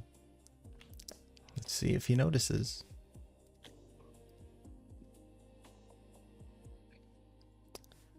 He does not. You get closer. It's very dark in here still. What do you do? I mean, he's gonna keep creeping until he gets close enough. You're close enough. You can reach him with your pike if you'd like. No. He'll say, "Hello there, little spark. What knowledge do you seek?" He sort of stumbles around and gets startled by your words, and he falls to the ground and begins stumbling back. And the faintest light that is in this room. What does Bran look like? Bran, oh my god. I actually haven't thought of what Bran looks like.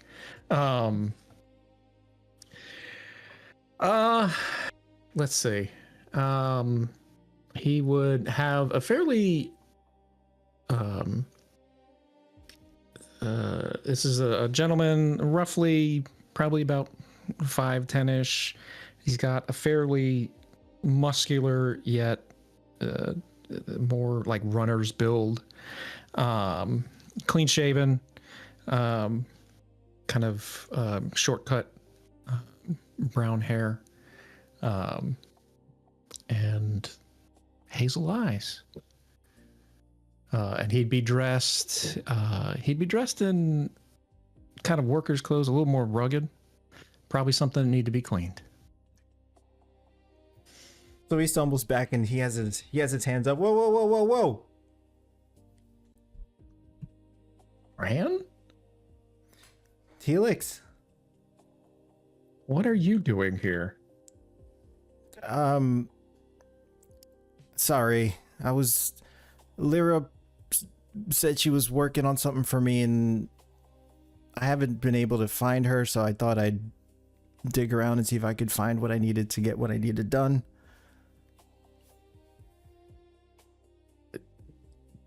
You haven't seen her around, have you? She's not around, Bran, unfortunately. Damn. What have you been up to? You've just been here all night? No, the storm hit, and this is the first place I ran to. I figured shelter, and then people started disappearing and turning dust, so I ran back here, and I've been here for quite some time, and I thought maybe I can kill some time and get something done. Well, what specifically was she working on for you? Well, the dune crawler that I had told her about, was looking to add it to my caravan. Okay, yeah, I think she had mentioned a project like that. I know she's been busy with the Veil Towers, so I didn't want to bother her or rush her, but yeah, that's what she's been working on for me, at least. Okay, and is Helix aware that this is an actual thing? Yeah.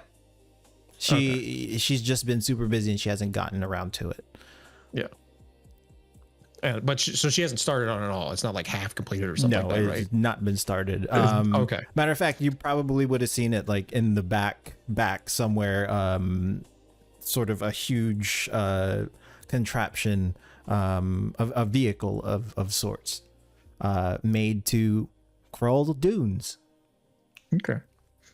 Oh, so wait, no, she did start it then. She did it. It's just been towed here and it's been sitting in the back. Oh, it's broken. Yes. Okay. I gotcha. Okay. Oh, right. The thing that's taken up a lot of our garage space. Yeah, sorry. Right. No, it's fine. It's fine. I know we need to get that working. Got to get the crystals moving on the caravans. I know Right. how important they are. Yeah, I got to make a living, and and I didn't want to rush her. I kind of felt bad. She was kind of doing me a favor. Yeah. And you know her. She's eventually, she's going to try and get to it as hard as she can, but. I mean, I heard her voice out there. At where? Out by her workshop. I could have sworn When? it was her voice. When? Just now? Just now. Oh. Okay. Never mind. My mind started going other places. No. She, that wasn't her. That was just me listening to one of her reports. Oh. Okay. That makes a little bit more sense. Whatever I did here didn't really make sense, to be honest. Yeah. It doesn't make sense to me either, but what is a pair of crystal harvesters supposed to know when it comes to the stuff that she does? Yeah, I just bring them to Navina and she does her thing. Navina's out there, by the way. Oh, is she? I haven't seen her in a while. She's doing good. Yeah, she's had better days. Good. So let's head on out of here, because I got folks waiting outside, and it's honestly a little awkward to talk in a storage room. Yeah, it is. It is kind of dark. Yeah, I did almost stab you, by the way. I didn't know you could be that quiet. Sometimes it's needed. You usually make a lot of noise when you move. He sort of motions towards your entire body. Yeah, that is understandable. But I can't be quiet when I need to be. When do you think Lyra's gonna come back? Like I said, I don't want to rush her, and I feel bad even asking, but I think given the circumstances, I think the city's probably gonna need more help, more crystals. I don't disagree with that sentiment one bit. And I hope she comes back real soon. All right. Well, I mean, do you mind if I just look around for a little bit? I just need sort of, and you know what? I'm good. I think I'll just wait for her to come. I don't want to mess with that. I don't know anything about mechanics. Also, she's really particular about where things are, and if you move them, she's going to be right angry with you when you come back. Well, that's why when she goes back. I came back here and I didn't really touch anything by her workshop. Yeah. All right, well, and he sort of just pats his thighs. All right, well, I guess I'll be seeing you. Yeah, probably. So, I mean, once Lyra comes back, obviously we'll address the crystal harvester and whatnot, or the dune walker. Sorry. She didn't get dusted, did she? No, she didn't get dusted. Good. Because there's, I think, a couple of dozen out there that did. It was kind of scary. Not surprised. I've been kind of close to Veilstorms before out in the Verge, but never in it. I mean, you're taught from day one, never walk into one of them. Yeah. Well, I'm gonna go say hi to Navina and then head on out, I guess. Well, before you do, here, pick up some of these boxes for me and let's bring them back. Oh, sure. And he picks up some boxes. Brings them out. You guys head back out into Lyra's workshop. You guys see Helix emerge first, followed by a gentleman, 33 of age, hazel eyes, short cut hair, raggedy clothes for Almirage. Not ugly, but raggedy. He looks like he works in a mine. Yes. Navina, you would recognize him. You've dealt with him before. Mm-hmm. He sort of just comes out the back. She kind of just waves at him. Navina, good to see you. Good to see you too. Was just in the back looking for some tools. Thought I'd maybe try and work on the dust crawler back there, but I don't know what I'm doing. Well, maybe don't do that. Then you'll probably just make it worse, buddy. Yeah, I figured that. Didn't think anyone was here. I was sort of just hiding during the storm. Probably a good idea. And he sort of just places the boxes down. Yeah, I'll probably be by within the next couple of days. I got a shipment of crystals ready for you whenever you need them. Are you going to be around, or should I talk to Mortimer or Horgal? Depending on how many days I might be there. If not, Mortimer and my dad, you can talk to them, but I'll be around for a little bit at least. All right. Sounds good. Well, he sort of nods to everybody. Hope everyone's good and safe. Yeah, I'm going to head out. You stay safe too, Bran. Will do. And he's just sort of like pats his thighs a few times, drumming them. All right. Well, see y'all later. He sort of just saunters out, unbothered, unfazed. Felony is just gonna lean over to Navina. Who is that? That's I guess, mutual acquaintance for me and Helix. He goes out into the desert a lot to harvest some of the natural crystals. Oh, scavenger? More like a miner. Yeah. With an E. Always gotta specify. I see.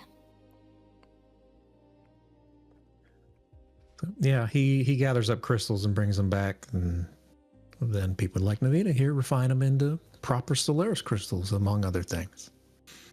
Mm-hmm. I've known him for quite a long time, so I help him out on occasion. But I think we might have just found a ride. A ride?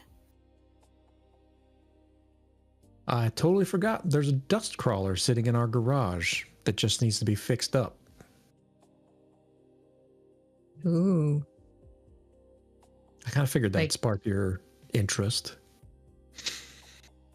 I mean, yeah. I want to start working on it now, but like there's more important things to do. I'll come back for it. But that seems like fun. Yeah, and I imagine you weren't expecting that they were going to provide us with transportation if we join this expedition of sorts up to the north? Depends on if they wanted us along. I was just wondering what Tazir knows about it.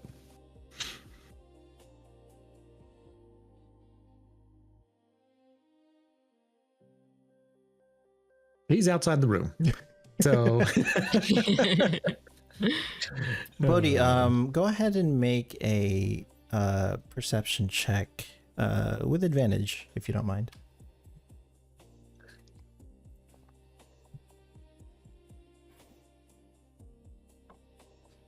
$15. Your pick begins to vibrate in your pocket. Whoa, now. What do we got here? Looks like my crystal's acting up. I take out my guitar, my loot pick, and show everybody. Did you take it out? What does your loot pick look like? What does your Solaris crystal look like? It's like a purplish, glowing crystal refined to look like or to function as a guitar pick. Or a loot pick. And as you grip it in your hand, Bodhi, you hear something in your mind tearing through the corners. A voice. My little dancer, you step so lightly across this beautiful world, but the stage beneath your feet is ready. Your magnum opus stirs, and I can help you. Claim what was never yours. Locate the songs stolen from the sky. The curtain rises soon, Bodhi. Something beautiful is waking, and it remembers your name.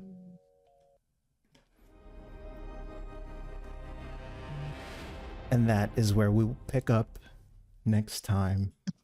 No, don't do this to me.